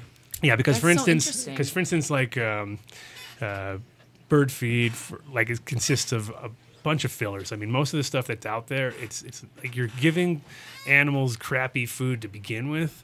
You're not going to develop great food from that, if you're going to use if these are going into the food chain. So technically, just by feeding them the leftovers from the hemp press, so you're pressing out all the hemp oil, all of that leftover cake from that is like the best food for livestock. Interesting. It contains a lot of well, the thing is, it's still got a lot of oil in it, and like for instance, birds migrate. The migration patterns of birds will change if you grow a hemp field. You grow a hemp field, one bird's going to try it. He's going to go back, find his friends, whammo, you're going to all of a sudden see a whole migrational pattern. Yeah, for sure, because they understand they need oil. Birds are like, that's what they're seeking out. Seeds with oil. Hemp seed oil is awesome. Their feathers become nice and shiny and healthy compared to all ratty and tatty, and so they, like I said, the migration patterns of animals are going to change. So they're instinctually going to follow the quality, you know what I mean? They're not going to go for no garbage. And we instinctually follow the cheapest thing possible. It's like, look, there's Walmart. So you're saying animals are smarter than people? Oh, hell yeah. We know that. A little bit, yeah. Yeah, they don't have as many agendas on their mind. They know what they need. Yeah, they just go for what they need, and that's pretty much like if you're going to give, it's like how unfortunately they do lots of lab rat testing and things. Those I mean, the reason they do that is it's all about instinct. There's no, it's like they're going to come, they're going to figure it out better than we are, because we're going to be sidetracked quickly. We're going to try to think about it rather than we're going to overthink it. We're going to overthink it, and we're not going to not go for it in the long run usually. Maybe they put the pink bow on it, so we're going to get that one. For sure. And like I said, we're all profit driven, so it's kind of like we're not all, but I mean, that's kind of, it's either, this will be cheaper, so we're going to get that. And I've learned over the years, especially when it comes to food, whatever you eat should be the best quality that you can do. I mean, that is what your driving force is, and I'm amazed. Like, I'll not, and people always are like, hey, you never eat, and it's like, no, I don't eat crap. That's what I don't do. I don't run around and just eat to fill myself up. I'd rather be hungry and go home, cook a nice meal. I know I got all my deal in, you know what I mean? Because that's what I don't do. It's like, and it's very hard to just snack around and be healthy yet. It's getting there. There's still, it's a lot easier here in California. It's definitely a lot easier than like I was saying down in the south and everything. It's ridiculous down there. So. The food trucks, they use a lot of herbs to go with exactly the food from the region they're making food from, and that's what I love about it, because they just make a few things. Well, it's on spot. It's usually really fresh, it's cooked on site, boom, boom. Yeah, exactly. And you get to see jicama with cilantro, how it's supposed to be. Yeah, it's all about the cilantro, isn't it? I like it. I do like it sometimes. People are have strong feelings about cilantro. I know, it's amazing. I'm like, people don't like it. I'm like, what? What's wrong with you? This is awesome, man. Yeah, with the lime and the jicama. Yeah, I love it.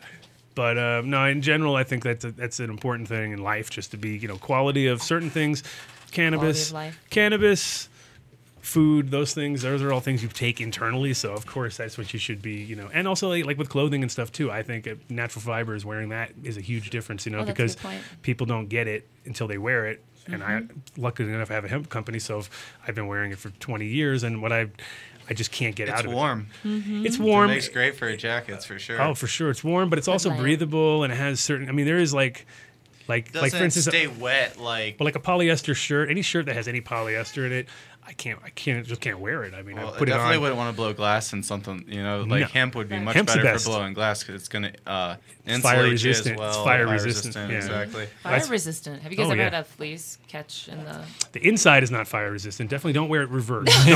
Don't wear a reverse hoodlum while glass blowing. That would be a bad idea. Standing up and blowing glass is generally safer than sitting. I mean, I'm not saying that I always get a hot thing right in your lap. Yeah, my buddy Rex. I don't know if you've ever seen Les Claypool's movie Electric Apricot, but there's it's all about Rex, and he was blowing glass and dropped a marble in his lap and caused some permanent damage. Wow. We're not went to the hospital and everything. He had a really bad day. It was a bad day. Yeah, he's had kid sense, so he's all good. But stand. More glass blowing tips. Yeah, answer is I think we've got more glass blowing tips today than ever on the show. And that goes along with extractions and everything too. Safety first, second, 15th, and every other one too. What's the first rule of blasting inside?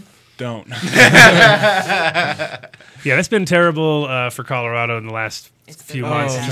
It's been like because I remember there's an article out about it today. You should read about every day being a new explosion. Or yeah, about, just about. I think there's only actually been about 9. It's right? really becoming a problem. 11. Okay. Before yesterday.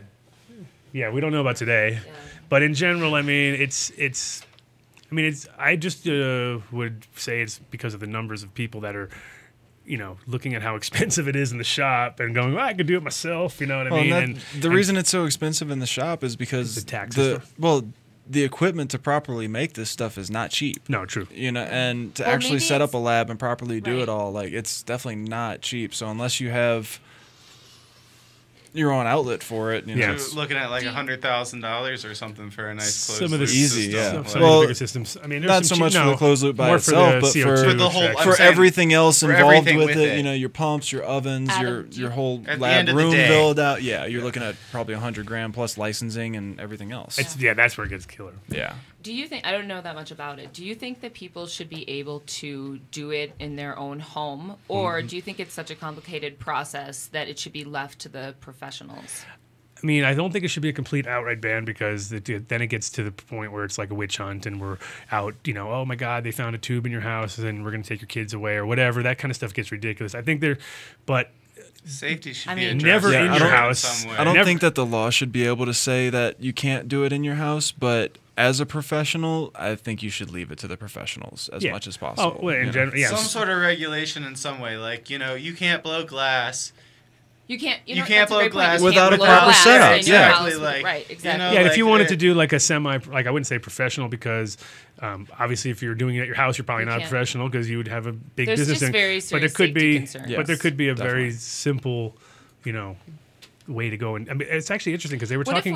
What if you had a place you could go do? Well, it? there's companies. A lot of closed loop companies are starting to work with making like tabletop closed loop units that are small for the home extractor that you can do the entire process from beginning to end in a solid stainless steel unit. Well, I heard a rumor. I'm not sure. I heard a rumor. I'm not sure about the reality of it, but I heard that the fire department here was even talking about teaching people how to do it properly. Okay, yes, back to education. Which would be pretty damn interesting if that was the case. I would take that class. I would take that class to see what they have to say.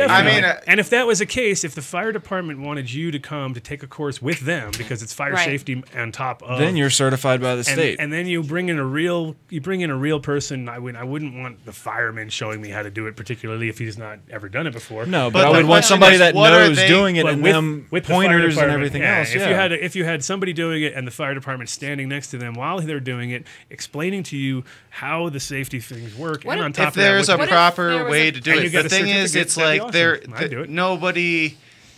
Okay, so you don't create a spark next to it, but like, what's the? There is no manual for a standard way to actually do it properly. But I mean, there is. We do know the basic rules, and we can pull it off ourselves. So technically, I would say it would be we could pull together a council that would be able to oversee the If there simple was rules. some sort of good standardization written down by somebody who is responsible, I think that would be great. Is the purpose that for would be a someone to big start. turn? The purpose is for someone to turn their own grow into this product, correct? Okay, so since we can't necessarily trust people to decide if they're smart enough to do this in their own homes. I'm just being serious. Like, you can't necessarily trust An intelligence everyone. You can trust test some on the people, internet if but you're you can't- smart enough. Yeah, No, right. no, no, On no, I'm just Facebook saying- test. Yes. Just saying, what if there was just a location, just like a commissary kitchen, where you would go with its equipment that you're saying, Bo, is so yeah, no, expensive, that would- and that's you can also- but you're just not allowed to do it at your house. No, Well, that- and that's also another problem is as a home grower or home caregiver, you can't go to a certified lab that is owned No, by you're one right. of these That's a dispensaries really- or one of no, these Jennifer MIPs, Murray and you was- can't bring your product to them Yes. and say, "Hey, I need oil made from this." You know, She's irate Because about that I would mean, you make should a be able huge to test difference. it. Absolutely, you're right. Anyone should Yeah, I be don't able know, to test it. That was a kind of a weird move. It's really odd. It's like, okay, so now we don't want to let anybody have any access to testing except for professionals. No. Like, doesn't make any Well, sense. Well, and you Corporations. can't have access to the professionals unless you walk through the front door of a shop. Like I Right. said, you can't have your material tested, but you can't bring that material to any one of these labs that are making oil and have them make oil from your material and just pay them for the processing. Right, right. You know, that's still illegal too. So Right. there's No, no no, way absolutely. You there's should no be way able for to the home test. maker, Absolutely.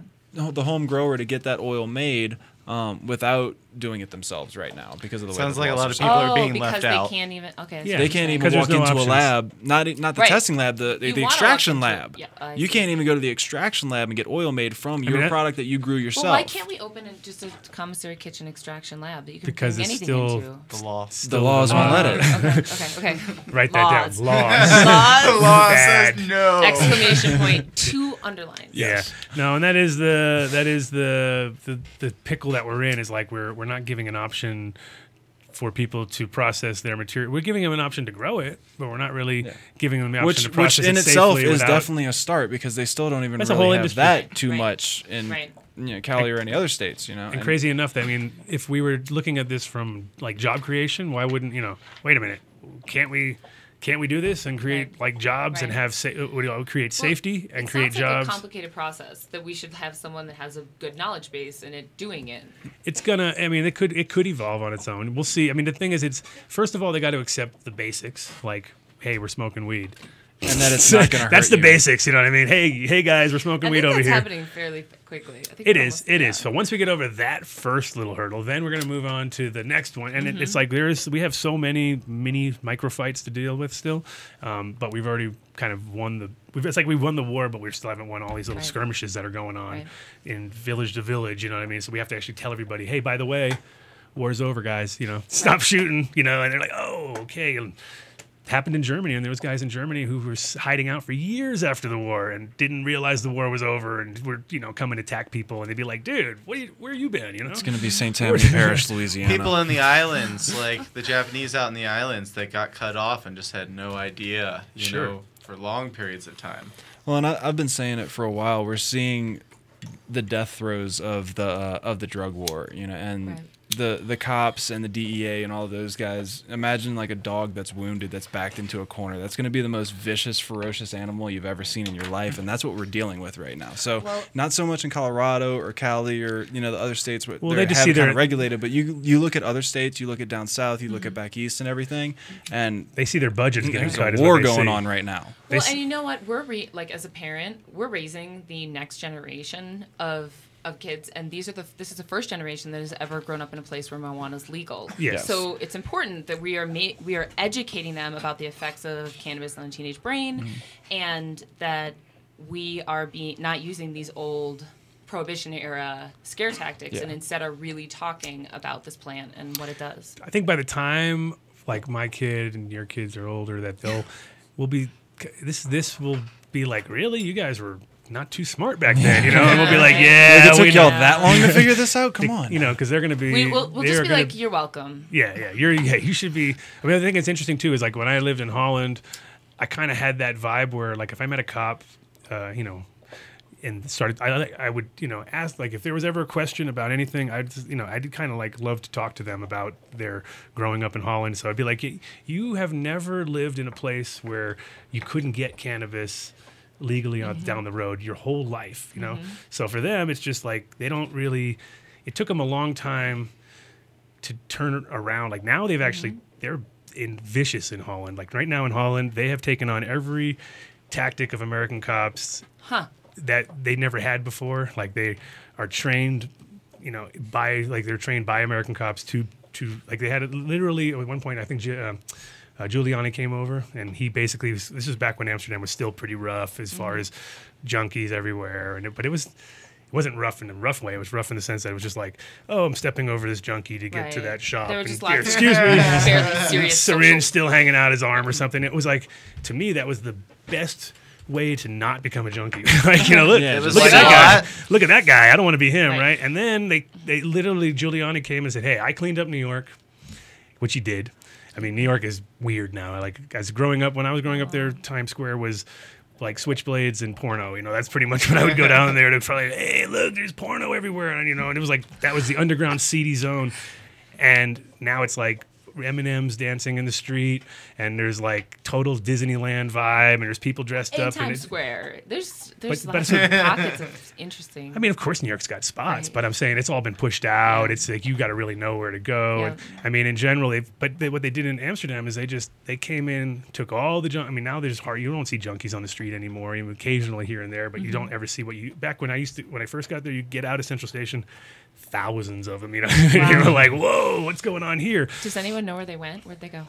That's the big question. That's what there was a billboard in New York at one point that said, "Where did all the junkies go?" Somebody paid for that actually to put it up because they were just like, "Man, what's going on here?" Because it is strange. Shift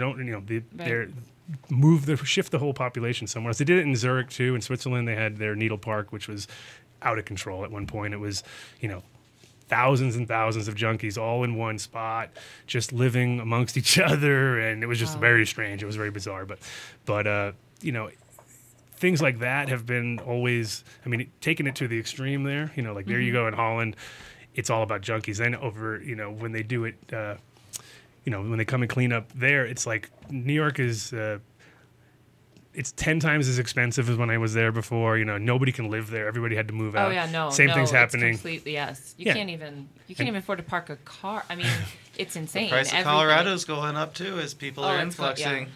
Well, there's about 25 cranes downtown right now building, so I mean, it's just going to go. Yeah, I was looking at that yesterday. I've been gone for about 3 or 4 months now, and it's exploded. And my power bill went up huge. Think of how quickly we're going to change the demographic when everyone moving into all of those vacant spaces and that new voter base are all the people moving here for this reason. For cannabis, yeah. Yes.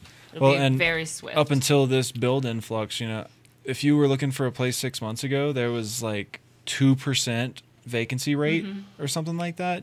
That's no city has that. So the fact that every single place is filled up and they're trying to build so much more just to barely keep up with it. No, absolutely. There's going to be a lot of problems in Denver in the next year or two just for infrastructure, everything else. Everything they're trying to do with 25, it's not even going to be close to keeping up with the influx. Adam was pointing out before, like they're going to get it done and they're going to need 2 more lanes. Yeah, right. They already need it. I mean. Yeah, no, that's one thing that Amsterdam I loved about it was all the biking. Like everybody rides bikes. Right.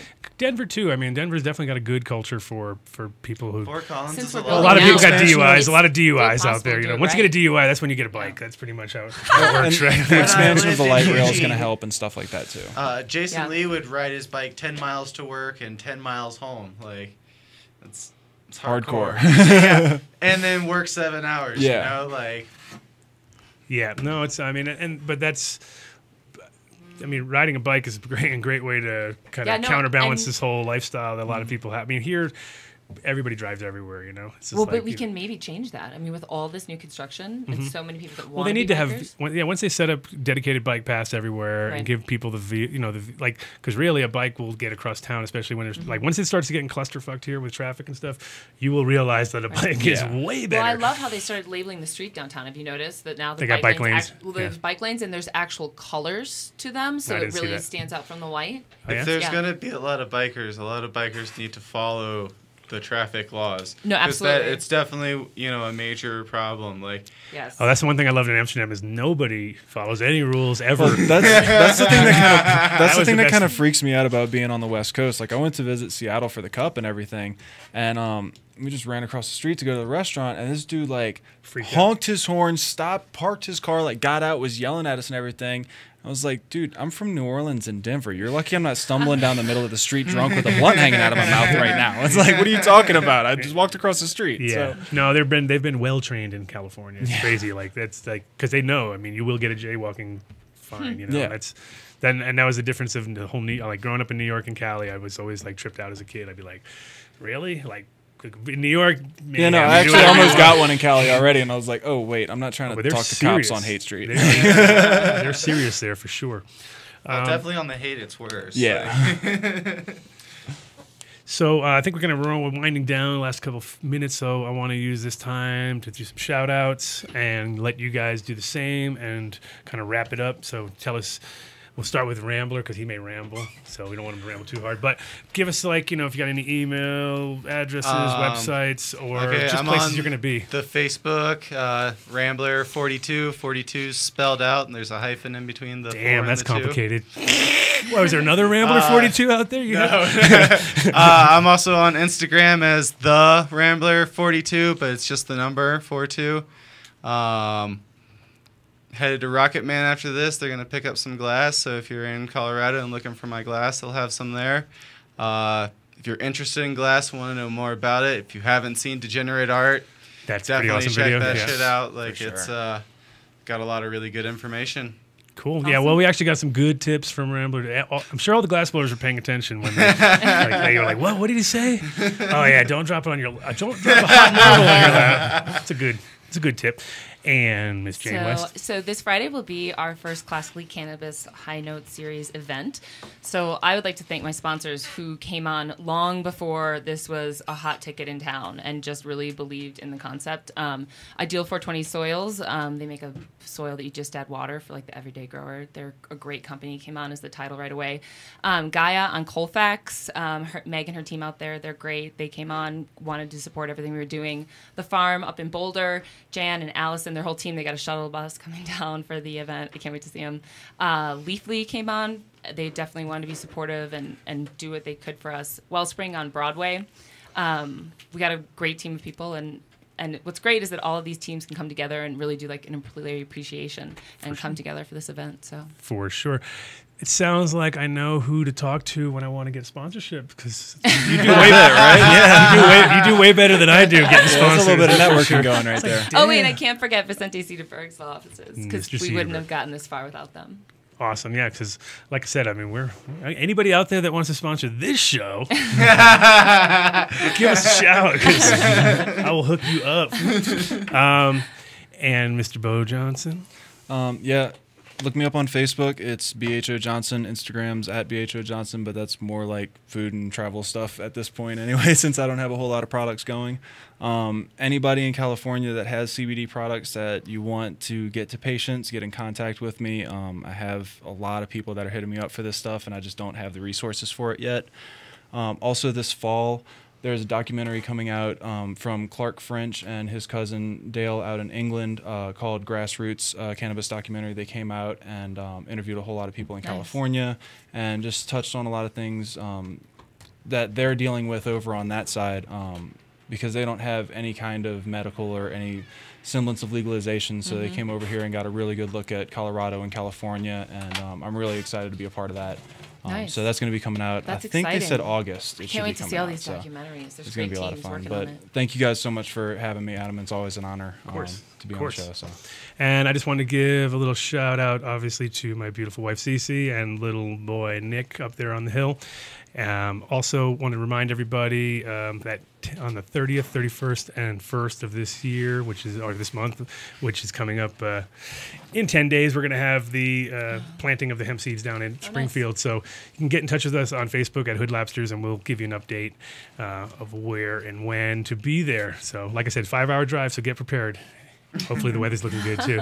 And we're going to be there to work too, so don't think we're coming down there just to roll around and do nothing in the field of dreams, because that's coming up later. We do that, it's a proper work time, but it'll be fun too. So reminder about that. And then obviously Hood Lab, come on down, 3354 Larimer. This Saturday we're having a Burn Voyage party. You can check it out online and see it on our Facebook page.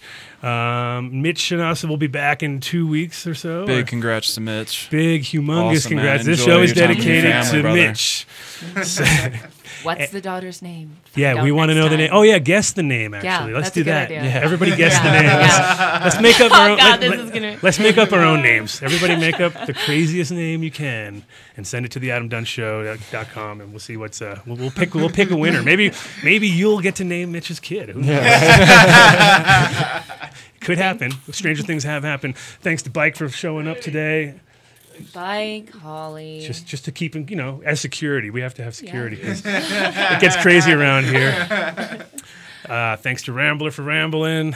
Thanks to Jane for making it happen around here because, like I said, lots of people are excited about this one.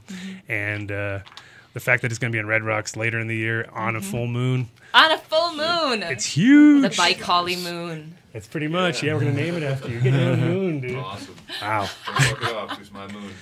My moon. Noted. So keep your eyes out for all these events, and we'll see you guys next week. Cool. Bye.